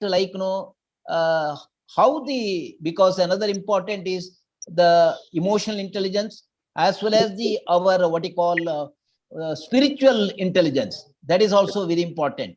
So how the spiritual leadership also very important. And third is that you have seen, of course, Mohan Raju, I wanted that to cover.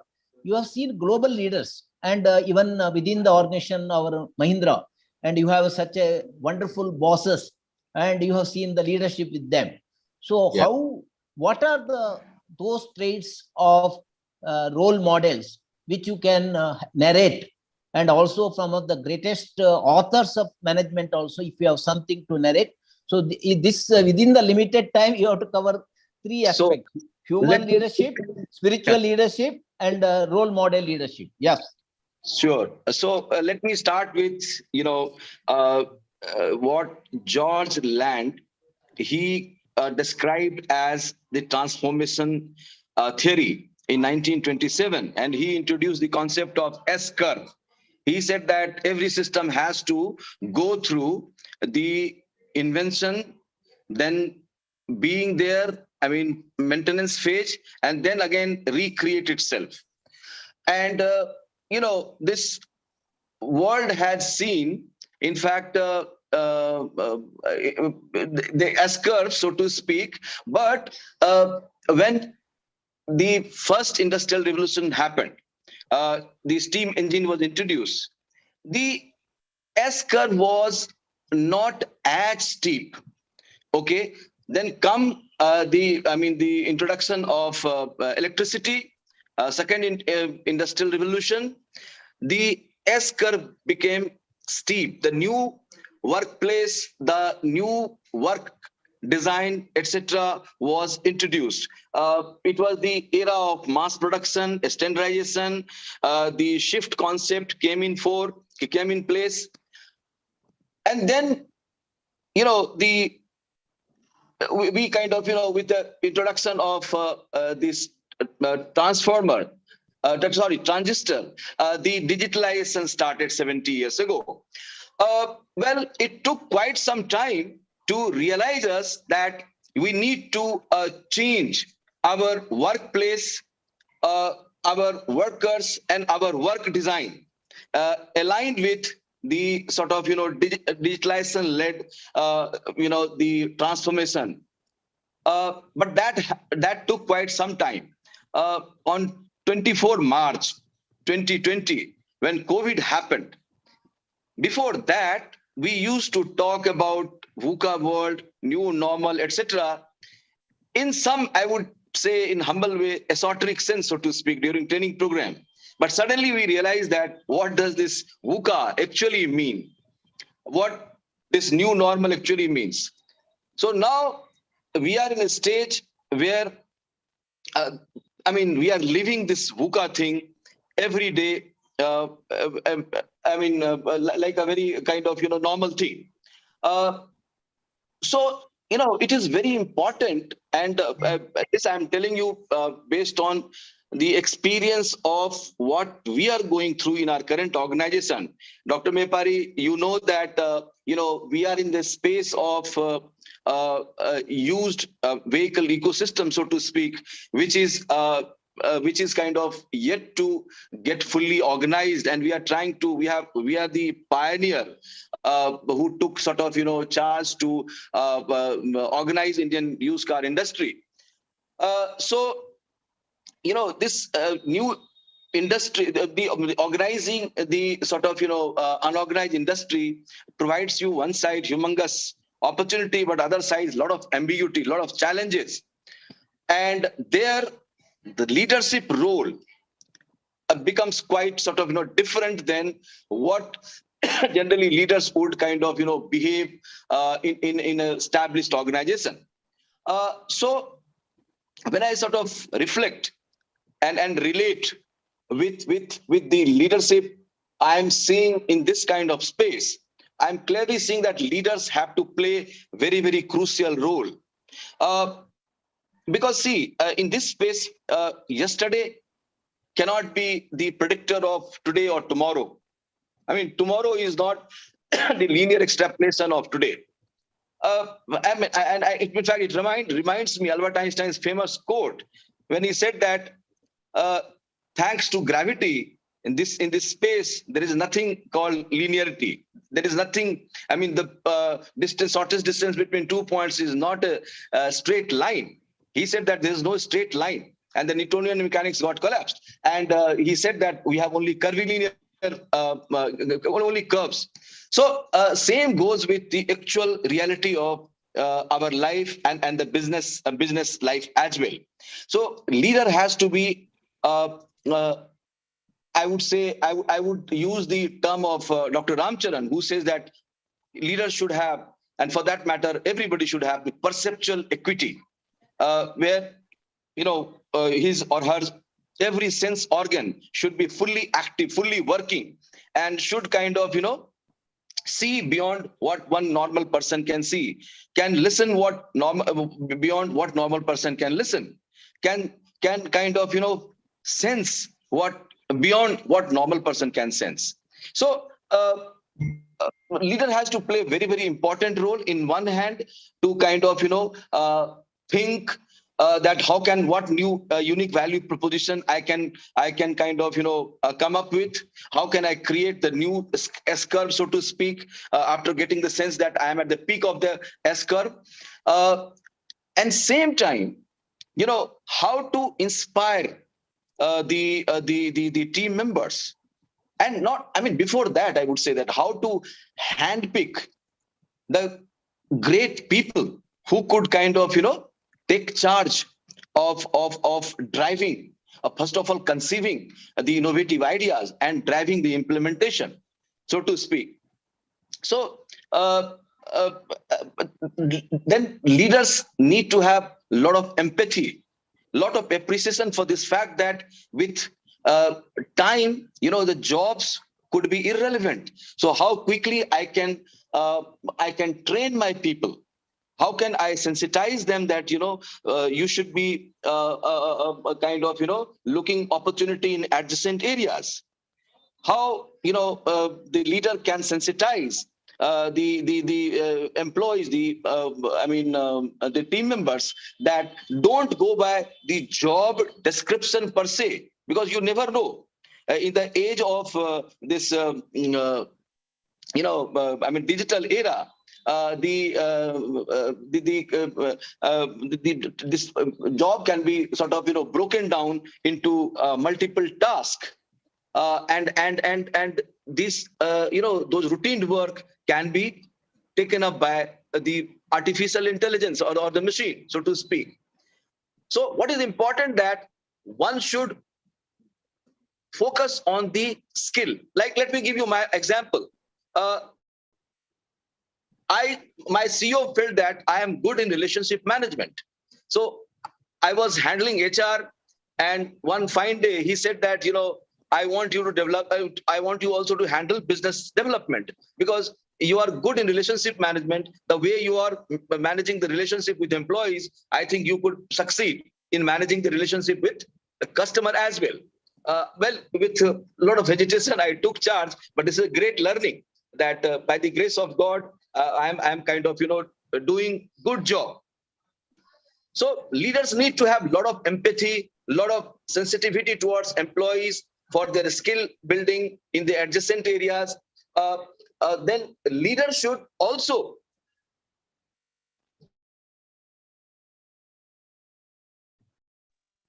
now it's okay. Disruptions are going on, and so the psychological and physical health, these things are also important. For employee branding point of view, the organization which will be sort of sensitive and implementing the good practices in these areas, those organizations will be really seen as a great organization. Now, coming to the spiritual leadership, so I am from the place called Mithila, which is Janki, Sitaji's birthplace. And it reminds me that Raja Janak, who was father of Sitaji, he was a great spiritual leader, I would say. In his time, he would kind of, he would invite the various philosopher intellectuals, having the diverse sort of, views about life, about God, about, religion, etc. And he will facilitate that discussion. And, the idea was that we are not the accumulation of or the heap of the food we are eating called body, or we are not the recycle of the thoughts called our mind. We are much beyond that. And so who are we? Can we explore that? And so leader, the spiritual leader can sort of, be distance himself from the employee, like a mentor, like a coach, and should kind of groom the people and same time enjoy how his people are growing. So that said, then you also wanted me to talk about let me tell you, let me share my experience about Mr. Tata, Ratan Tata. I was witness in 1991 when kind of globalization was happening in this country, and Mr. Tata took charge, and there was a lot of upheaval. We all know Mr. Modi had to go, and the way Mr. Tata, he kind of assumed the full responsibility. He said that whatever I am doing, whatever failure will happen, that will be my, I'll be responsible for that. Whatever success we'll get, that will be credited to everybody in the team. And the way he transformed the whole thing, he was at the front. I've been witness to that, and that was a great experience. So thank you, Sanjay ji. Yeah, yes. That is where one I found that every person has been blessed with a lot of leadership. So we have to go beyond our apparent, what are the qualities, and we have to go into our true leadership within and bring out. That is what you mentioned on the spiritual aspect. Similarly, of course, that when the nano failed, how the leaders accepted that. That is also, and where handling innovation and handling there is no prescriptive task. You have to go beyond your comfort zone, and you have to break the what you call barriers or whatever hidden your created your own space and go out beyond that. That is called also blue ocean strategy. And I also reminded of the another one is every street is paved with gold. So we have to see that everything is converted into gold, or everything is created for the growth of the country. So the opportunities come everywhere. That is what we find the new age technologies or innovators today. So now on the spiritual aspect, our Professor Jagdish and myself, we are having last 2 years quite a lot of meditation experience. Of course, Professor has been in knowing this for more than 20 years. So, sir, how are the spiritual aspect come into the leadership? Because ultimately, in our all that what we do, we ourselves have to get an inner joy, inner feeling that as we responsible when we came to this world, what did we create, and something which was time immemorial. That way we have to create. So I would like to have some on that, and also some of the other aspect you felt that you would cover second. Sir, Professor Jagdish sir. Yes, sir. Now, if these are all your closing comments, sir. All will be giving the closing comments now. And yours, of course, I mentioned about the spiritual aspect as well as the other aspect which I wanted from you. Yeah. Yeah, since you spoke about spiritual aspect, so let me address that first. But Yes. as you know, it's a very vast subject, and it is probably preposterous for me to assume that I can explain that in a short while. But basically, do we really know what this universe is? Do we really know what our role is there? We have adopted roles, and we have got the ability to create. That's the very fundamental aspect of spirituality. And being aware, creating an awareness of what this is. And you see, from all what of you have been saying about leader is someone who has got to be very aware of things. And fundamentally, it comes from being aware of oneself. I have had the opportunity of interviewing several young graduates for various admissions. I've also had that advantage of recruiting faculty members for these programs, both engineering and MBA. What is surprising me, very few people have the concept of what they are. Do they have a concept of themselves? When I question them, and that is where spirituality comes. And a leadership needs that kind of a concept. I don't know, I'm tempted to, but if I go on in spirituality, I think it'll be too long. But essentially, if I were to summarize, spirituality is something, it is beyond what is you are today. It is having to know. In fact, even a person like Stephen Hawking, a great scientist, has said, the universe is unreal. So what is this unreality that you are talking about? So when we are addressing leadership, is this really real? But you have to handle something which is at least apparently real. It's confusing, but that's what it is all about. That's as far as spirituality is concerned. But some of the other things, there's so many interesting things I've been discussing here, which I'm very tempted to comment upon. But of course, time is limited. And therefore, I feel like a mosquito in a nudist colony. What is the dilemma in mosquito face in nudist colony? It knows what to do, but does not know where to start. So there are so many issues, but just two things I would like to. Now, all of you, my fellow panelists, have been talking particularly in the new world of technology and new world of what's happening. You're talking about what's called knowledge, so on.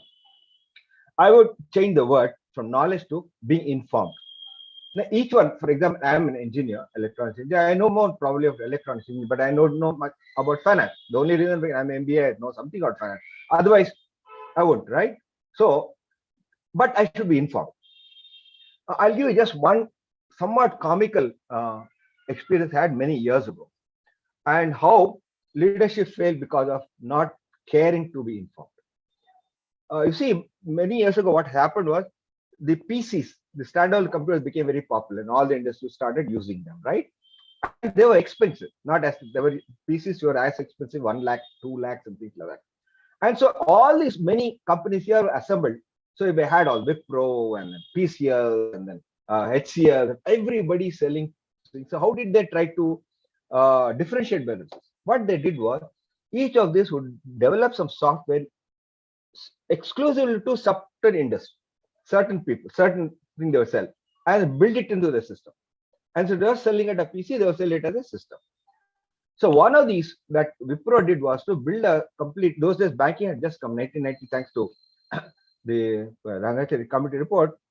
They built a system with software to basic ledger keeping of a bank, transactions, ledger keeping, etc., and try to sell it to the banks, built it to the system.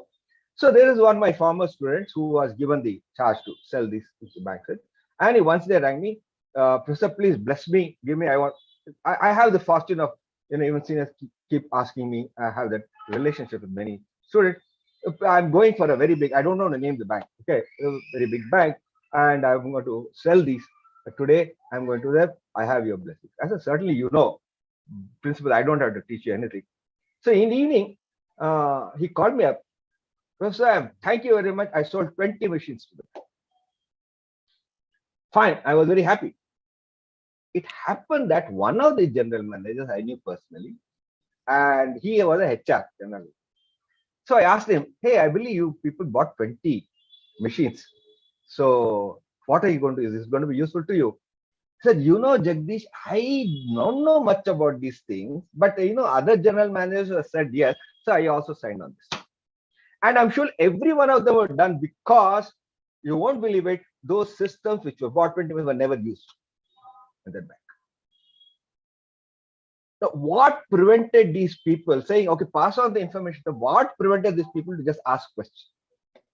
I always insist, I have been a consultant to many people when looking at IT, etc. I always tell them, see, everyone doesn't have to know anything, but please ask questions. So in that way, being informed is very important. Today, see, there's a senior consultant of Delhi, I was talking to them. India missed the manufacturing bus thanks to various policies, and let's give it over to China.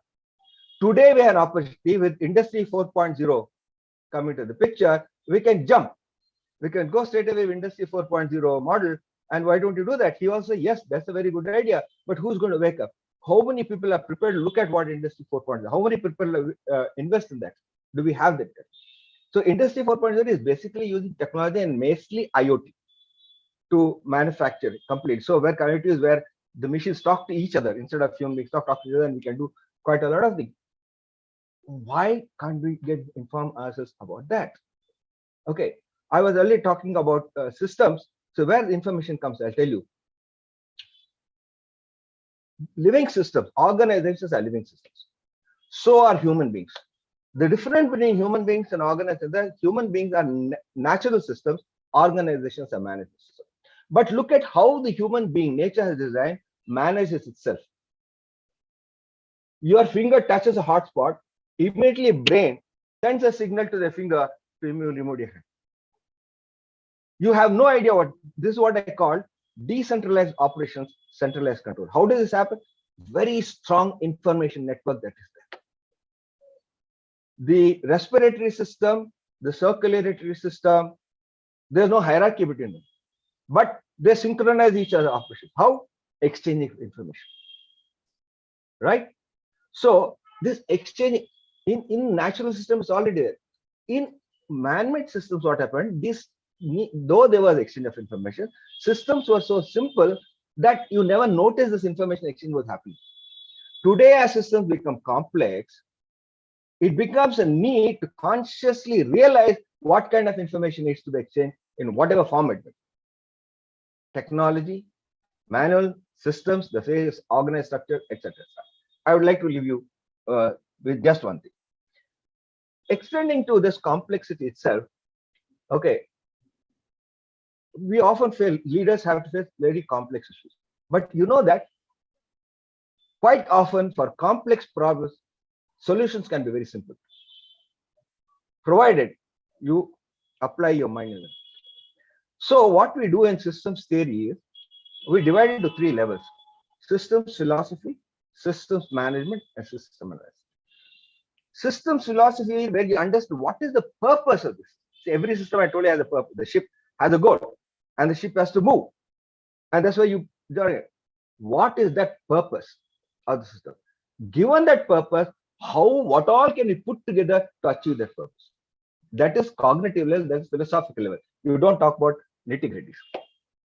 Then you have the systems management, where we look what you put together and how do you make coordinate, the informed exchange. Then finally, systems analysis, where you look at the basic operational issues and how. A leader is one who actually operates as philosophy level and lets other people, like you said, inspiration, etc., and their ideas to look at both the systems management level and the systems analysis level. One could talk at length about this, but I hope you made myself understood what I tried to say, and that is what will make modern leaders. Thank you very much. So thank you, Jagdish ji, that on this last your subject, I think there will be another webinar because of your expertise and knowledge. System purpose, system philosophy, system management, system operation, and how that is linked to leadership. Also, you brought very well. And sisters in my heart, so I can. Yes, and also you brought that everybody knows knowledge and all, but they don't use the mind, or they don't use the knowledge. So where did you, the critical part where you immediately give a solution by simple answers are all simple, complex, simple, but some people engage in discussion, and that they enjoy. Final outcome is poor. So that is not what is that, there is sometimes our Farid Ahmad can also say that in some of the organizations, they say there is every day, every time he will have a lot of meetings to attend. But ultimately the meetings are to result in the outcome and the result, and that should be found in the quarterly results also. So very, very important. So Professor Aman Agarwal ji, that education institutions are creating future leaders, and your institution also. So when they get into I have found when the students get into management studies, that is MBA or higher studies, there is a complete transformation in their overall outlook, knowledge. So what is that we do something differently there, that they come out and they become in everywhere, wherever they create the stamp of that MBA leadership, as well as your institutional leadership also, individual plus institutional. So I would like to have some inputs for the audience as well as their own children, how they should think, because another thing is, even for IAS or such of the top post today, the number of people coming and aspiring, that has been very less. So how do we create our youngsters, not merely graduates and all? We need some specialization. That is another area. So from your last thoughts on these two areas. Yes, thank you, Dr. Narendran. You see, I personally feel that there is a leader in every one of us. It's a question of enlightening that leadership, getting it to the right goalpost and structuring it well, which is required. And this is something which educational institutions across the globe, and even in India, have been fostering. Something which Takshila and Nalanda, which was the first ever set up universities in the world, university set up in 350 BCE, having about 2,000 scholars, that is teachers, and about 10,000 students, pupils at that stage, was something which inspired this spirituality. It is not religion here, this spirituality in terms of inducing and enlightening that leadership within ourselves. And this is where, even when we talk about the startup movement with the current government is fostering, or the stand-up movement, or the women empowerment structures, we are trying to actually nothing else but create those leaders and enlighten those leadership torches within themselves. I think educational institutions like us, or the IIMs and the IIS and others, try and foster and induce the basic key components which we discussed in the first session earlier with Professor Jagdish and others of inducing the empathy, the trustworthiness, the ethical component, how do you go about embracing the uncertainty? We try and provide them with the necessary tools to go about doing that in a shorter span of time. But it is not the focus of institutions like us or anyone else to only create leaders. Because if you do not have followers, there will be no leaders as well. So there has to be every one of us. You cannot have only one class component to be there. And I think from that perspective, all institutions across the globe have created their own niche structures by inducing, giving the right kind of knowledge and creating a citizen of the nation, which can actually not only take the name of the country, the city which he comes from, the village he comes from, or the institution he has studied in, or he is working and contributing forward, but also create a plethora of people who would be leaders for generations to go ahead. And I think this is something which is very critical. Those leaders, in my opinion, who may have all these aspects which we discussed earlier, but cannot embrace the basic key concept of humanity, which is passing on this knowledge, passing on this empathy to the other, passing on this ability to create more, is something which is critically important. Not only education institutions like us, but even institutions like Dr. Narendra himself are instrumental, in my opinion, or Professor Jagdish, are instrumental in terms of creating some of these leadership structures and frameworks in the society. It is some of these words at times and conclaves like this, which help redefine, restructure, rethink, and actually come out with conclusive structures of how do we go about not only innovating, but inducing the right kind of thinking for growth and prosperity. And ultimately, in my opinion, the happiness and well-being, which is very critical. Any activity we do today or tomorrow has to induce that. If we do not induce that happiness and well-being, whatever we may do is of no worth and of no relevance. Profits in balance sheets, numbers in balance sheets. We can see what Ukraine and Russia is going through. They have huge numbers. United States, UK, various other countries have huge numbers. But that kind of a structure is still not inducing that happiness and happily living. I remember, I'll just take a half a minute more, Dr. Narendra. I remember when I used to work with the World Bank, we used to have beggars sitting outside in Washington, DC, outside the World Bank main building. I was working in the main MC building, as they used to call it. And just outside our bank building, there used to be beggars. If we went to Washington, DC, half of the city of DC was a risk zone where people, inhabitants who had no living and provided housing by the government were living. Remaining 1/4 was risky zone as well because thefts and burglaries took place. The balance 1/4 only DC was safe. In New York, large part of New York is so risky. In the guidebooks, they write in red characters that you must carry $10 or $20 in your pocket. Otherwise, you will lose your life. Because if he takes efforts to theft you, burgle you, and you don't even give him $10, then for sure he will kill you. Now, that is the kind of level of humanitarian structure which we have seen even in rich societies or rich countries existing around the world. So I think this is something which is very important, that ultimately the goal of any activity which we do, any business, any work, anything we do is inducing that happiness and well-being amongst each other and a society which can grow and grow by itself. And this is something India fortunately has been blessed with. I remember that Professor Kolotko, who was the former Deputy Prime Minister and Prime Minister and Finance Minister 3-4 times in Poland, and the reformists like Dr. Manmohan Singh in India, in for Poland for the new policy. When he visited us way back in 97 to address at the Institute, 96 and 97, while he was the Prime Minister, and he talked to the students, and I took him around. He says, oh, I see people on the street. I see people have no clothes on their bodies, but I see that they're happy. Happy. This is something which is very critically important.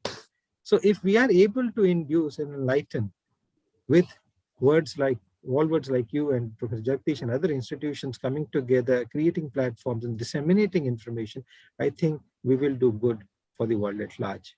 and a world with peace. Thank you, Amanji. I like that. No, we are citizens of the nation. That word, no, very important. Similarly, the happiness and well-being, Sarve Jana Sukhino Bhavantu. That is a very important. And another, our Vasudeva Kutumbam. The whole world has to live with the that type of kutumbam or close relationship. So that is what we are all proud of. And in all times of necessity, the entire world also and India also has risen. And as you said, there may be somebody poverty, all that. But when it comes to that, he feels that I am very happy. I am a part of this great nation. So that is where even Farid was mentioning when he was saying touching the heart. We kept one slogan in IOB, touching the hearts, spreading smiles. I am always impressed by that no, we must bring happiness, smile in everybody when we touch, whenever, wherever we go. If we are able to bring, that is the work of the bankers. So nicely you put it, Farid Amanji, very nicely. So Farid, one thing I am asking you, there is a, like, you know, one is everybody cannot be patient. The young generation want to be in your place as a CMD or ED, and they are fast. As you said, speed is the essence, speed is the capital, and they don't want to know, like somebody who is not driving that. So in your career also or in your various thing, how do we bridge this gap and give opportunity for others? One more essential of leader is vacate this place sometime for others. It is very difficult to talk, but very difficult to or practice also. So are you seeing some signs of where there is a little, people are wanting to provide some leadership, but they are not getting opportunity, or even the opportunities are not equally shared? So Farid, this age gap or some opinion on the final thoughts of you. Unmute, because now time we have to, yes. So, but unmute. Yeah. Udupa, yeah, he is not able to unmute. Yeah, please. First of all, no doubt, the younger generation is having a lot of ambitions and aspirations to go up in the ladder. But the main problem is, though they are very receptive and their grasping power is very good, there is a knowledge gap between experienced people and the younger generation. If anybody has to be, according to me, any CEO or MD has to change his designation, he has to change his designation to chief mentor. So mentoring and coaching is very, very important in our nowadays. So unless until you mentor and coach this younger generation to take the higher responsibilities, it is not possible just because they are having the speed and agility to go up in the ladder. So that is one most important thing. No doubt, certain organizations, private organizations, they are coming, leaders are coming out and handing over to the next generations. But in the public sector, it is not that practical. Because, and even in the public sector, the government of India, particularly in the banks, they are giving the board positions to the executives not more than for 5 years, whatever. And if you see the present generation of executives in the boards, they are very young comparatively. Earlier, only 1 year, 1.5 years, or 2 years left out service, only the chief executives, they used to become chief executives of the public sector banks. But nowadays, with 50, 52 years, they are becoming chief executives of the public sector banks, or the second line in the board. So there is a change definitely. But even when I heard in 20 years back, it was told in one of the conferences, any zonal heads or the regional heads should not be more than 40 or 42 years age, so that their thinking and their decision making will be faster. And it was not happened for the past 1.5 decade or 2 decades, but nowadays it is happening. If you see in the public sector, not only in the private sector, public sector also, the age gap has come down. And in fact, the people in 40s or 42, 45, below 45, they are becoming zonal heads and the regional heads. And definitely it is a good development. But the thing is, more important is the knowledge gap. It has to be, and their skills, because these two things are very, very important in handling, because of the non-recruitment in the public sector banks from 1985 to 2004, 2005 has created a big void in the talent in the public sector banks. So that can be overcome by mentoring and coaching. That is most important in the present public sector banks. I want to specify on the bank. Okay, Dr. Farid Ahmad, thank you. But one thing is certain, that the young generation coming out of the management institutes or with the technology knowledge and a lot of what you call practical experience, they are, if molded, mentored, and opportunities are given by growth. Another thing is, growth is the essence. Organization should have a growth drivers, and every drivers will have to be activized, so that these young generation also get faster phase to head. Because today, if you see the private sectors, particularly even in bank, also in corporate, even a 30 years man can be head of the certain verticals, and the zeal and enthusiasm he possesses at that age, only by, of course, by experience and by handling all that, he should achieve. So they come around 2021, they come into the critical pace, and within that they learn. So there are all organizations, that's why now merger, all that, because size is the essence, another important. And HDFC Bank and HDFC, this merger would give a lot of opportunity for the workforce. And this, because immense growth, immense opportunity is there for them. So anyway, Farid Ahmad, that is another responsibility of ours, to ensure that knowledge is shared, knowledge is imbibed in a very practical tool. Another thing is, simply a training is not a solution. Practicality and molding and mentoring. So that is very important. So Mohan Raju, another last from you, the board plays a very important role in the governance, in the culture, in the risk management, in ESG, which I talked about that, or in sustainable, what you call, development goals, or sustainable finance, or blue finance, or so many areas today, they are challenged. So from the private sector, how do you find some, the boards are really playing in the terms of the leadership? Everyone in the board is a leader. So what is that they bring in that board level for the growth of the organization? So I would like to have your views. Last. Yeah, sure, Dr. Narendra, thank you. So I think as we touched on earlier in this conversation, also you touched upon the sustainability goals, UN Sustainable Development Goals, and so on, Dr. Narendra. So obviously in private sector, the focus of profitability, more profits, or the capitalism as we call it, while that has been the genesis so far from the liberalization era of Prime Minister Narasimha Rao and 91 onwards, and Dr. Manmohan Singh era, reforms being brought in. But now I think in the last 4 years, what we are watching is the responsibility of doing business sustainably has become important than ever before, and this is being led by the private sector today, as we see. Now, just to see, in the board positions today, there are positions called Chief Sustainability Officer, right? And some of the organizations have a head of, corporate social responsibility, having sustainability as one of the department in him, right? So obviously, these initiatives have become, very prominent in the private sector. So they are becoming more responsible, cutting carbon footprint, saving energy, right? So many parameters are there, LEED certification, how green is this building? So they are taking many steps to comply to these global initiatives, which contributes towards the sustainability part. So this is something which is being actively pursued in the private sector. And obviously in the boards today, people are very conscious. People who come from that background, wherever they've worked in positions like, in any agencies outside, they want only one board position only for a sustainability focus, right? So I think it's been, coming, at a fast pace. I think private sector is leading the baton.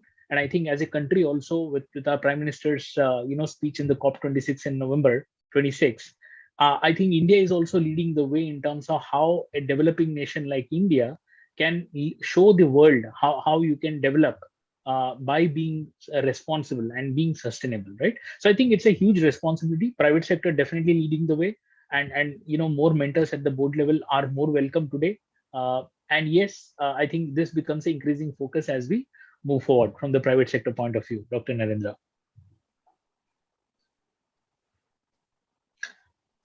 I think you need to unmute, sir.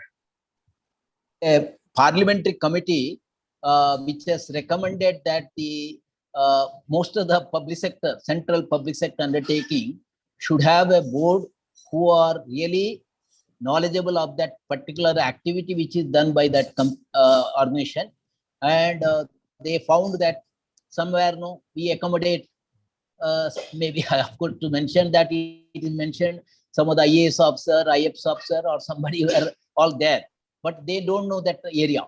So how do you have a better equipped and better knowledgeable from the diverse sectors which users which pull to that company as a board member? This is a recommendation which has now gone, and the Department of Public Industry or the PSUs and all will have to be strictly followed to get.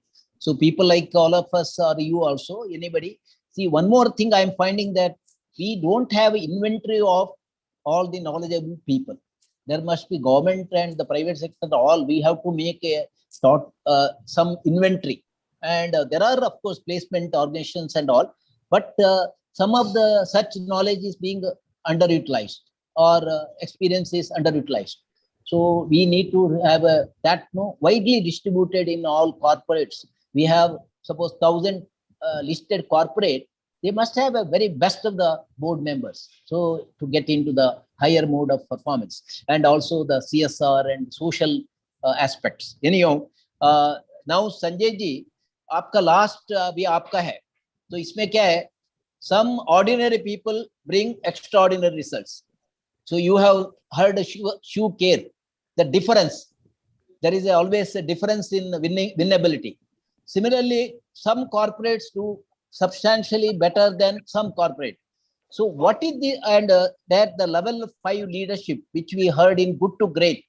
And similarly, I was talking about earlier to you, the concept of BAG, that audacious goal, which is in the normal prudence looks very difficult, but in the gut that know that they can achieve it and they will achieve it. So these are all very good concept from build to last, all that. So how are these corporates and other things who make a difference? How this is the, and in that, how the leaders play a role. So iska ek aapka very pertinent and one or two your personal exposure in this. You have seen quite a lot of leaders. And another thing also, you may be seeing leaders without much any knowledge. They stick to that place also. They don't change. And it happens that it will be a drainage to the company also. So corporates have to be value creator, value enhancer, and they have to make more and more value aspect in the origination in the company. So in that respect, your final comment. Yeah. So see, as you put it, organization has to be value creator. So what could be my unique value proposition, so to speak, and how I can keep on rediscovering myself, like Lord Shiva. How can I become the creative destructor, so to speak, and how can I create something novel, something new?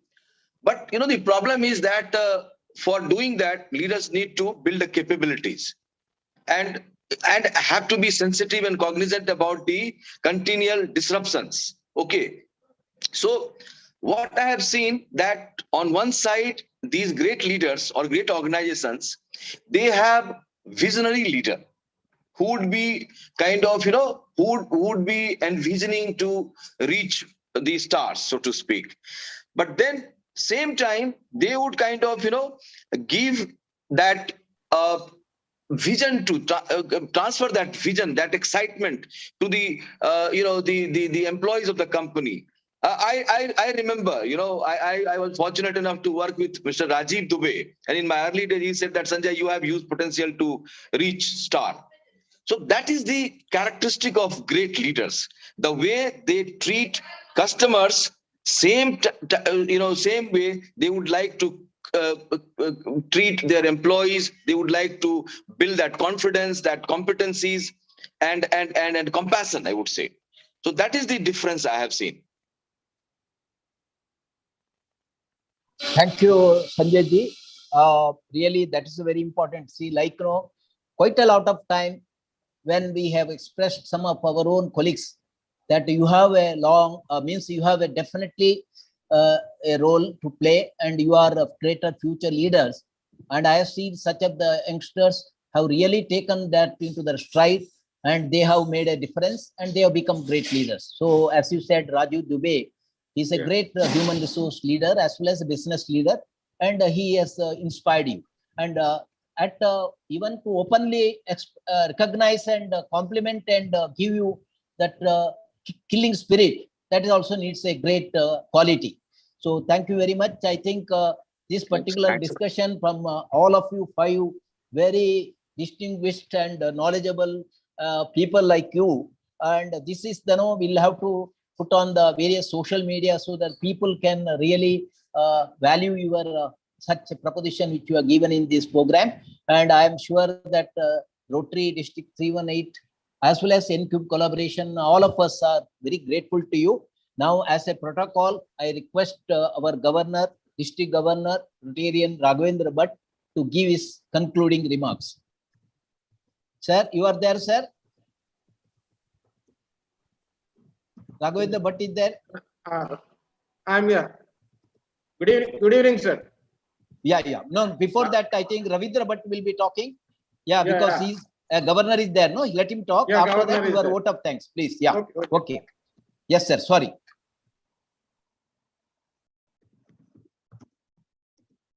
Yes, sir. Your closing remarks, sir. Am I audible to you? Yes, sir. Yes, sir. Dear friends, I would like to bring a few important aspects of Rotary to you all.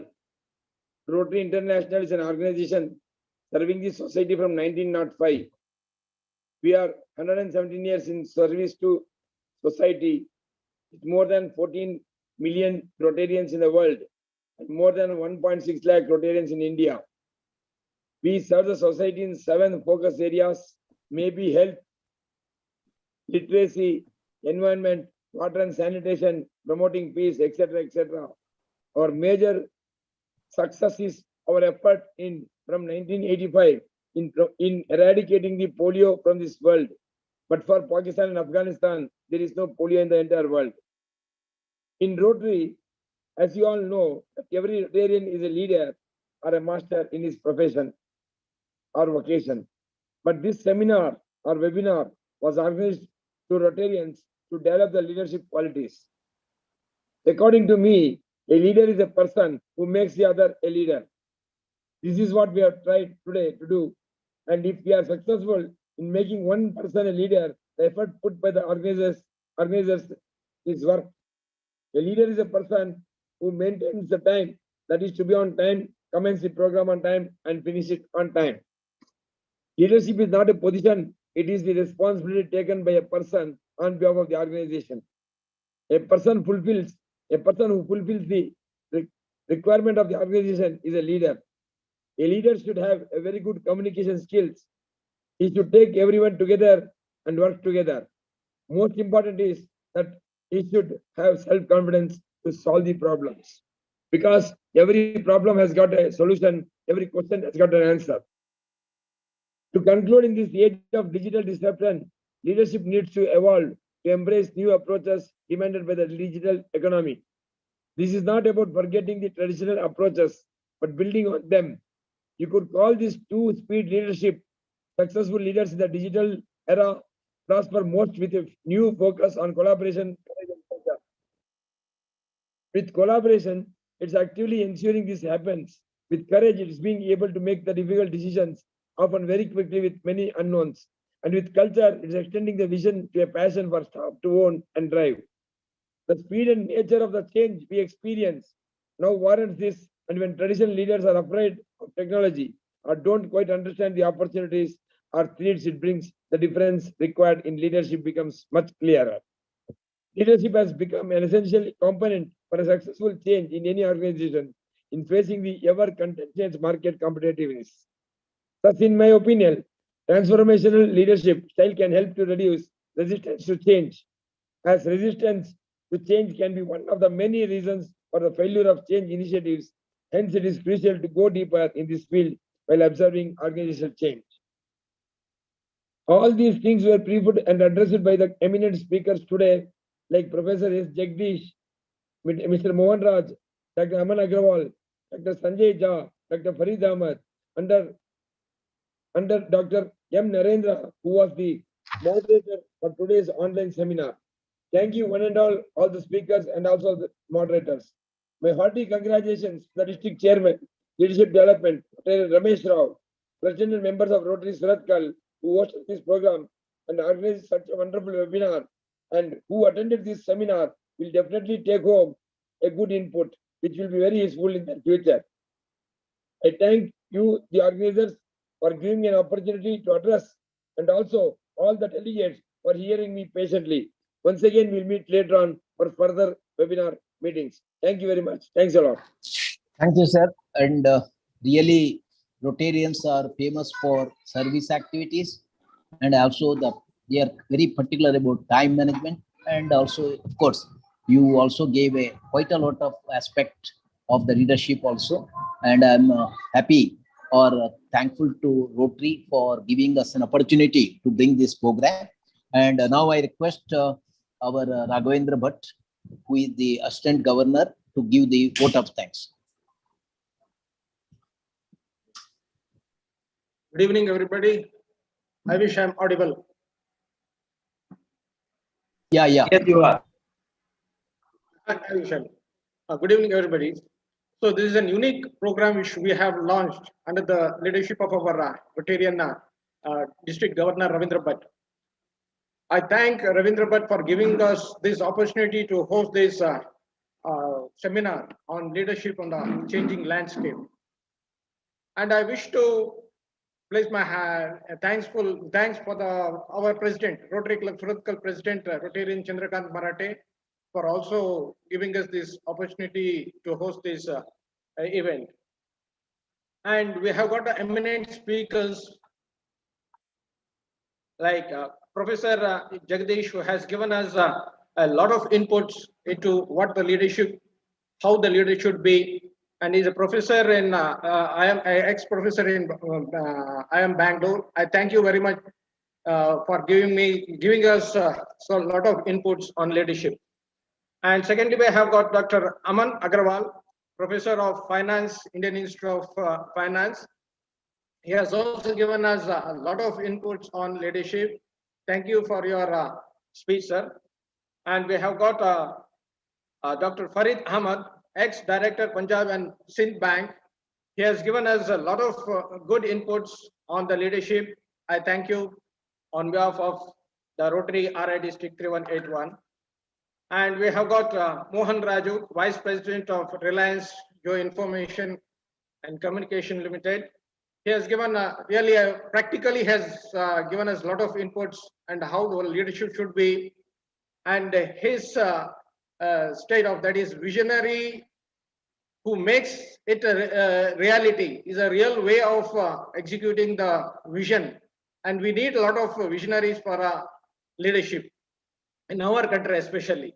So I thank you very much for giving us this opportunity, speech on leadership. And we have got Sanjay Jha, the head of Mahindra First Choice Limited. I thank you very much for giving us a talk on leadership. And we have got our own person, Dr. M. Narendra. He hails from Suratkal. We are all old students of Govinda's College, and we have been in contact for a long time. And because of him, we could have this particular seminar. I thank very much for him, because he's a guiding force for all our activities. Even he was a Rotaractor, I suppose. He was a Rotary, long back he was a Rotaractor, and he knows what is Rotary and all those aspects of the Rotary, what we do. I thank him very much for giving us this opportunity. And I also thank our own member, and also he's a district leader for the district chairman for leadership, and he has made, so far I don't think for a long time we didn't had such a seminar on leadership, and because of his enthusiasm and vision, we could have this particular seminar, and thank Rotarian Ramesh Rao for making this event successful. I thank all the persons who have been helpful in doing. Even I would like to thank Rotarian Praveen Udupa. He is the person who looks after all this web seminar on behalf of our district Rotary District 3181. I thank. And also I thank the district secretaries. We have got Rotarian Vivek Attavar, Vijayendra, and all those people who are doing a lot of works for successfully conducting the Rotary events. I thank everybody for giving me this opportunity to participate as a guest of honors. Thank you very much, sir.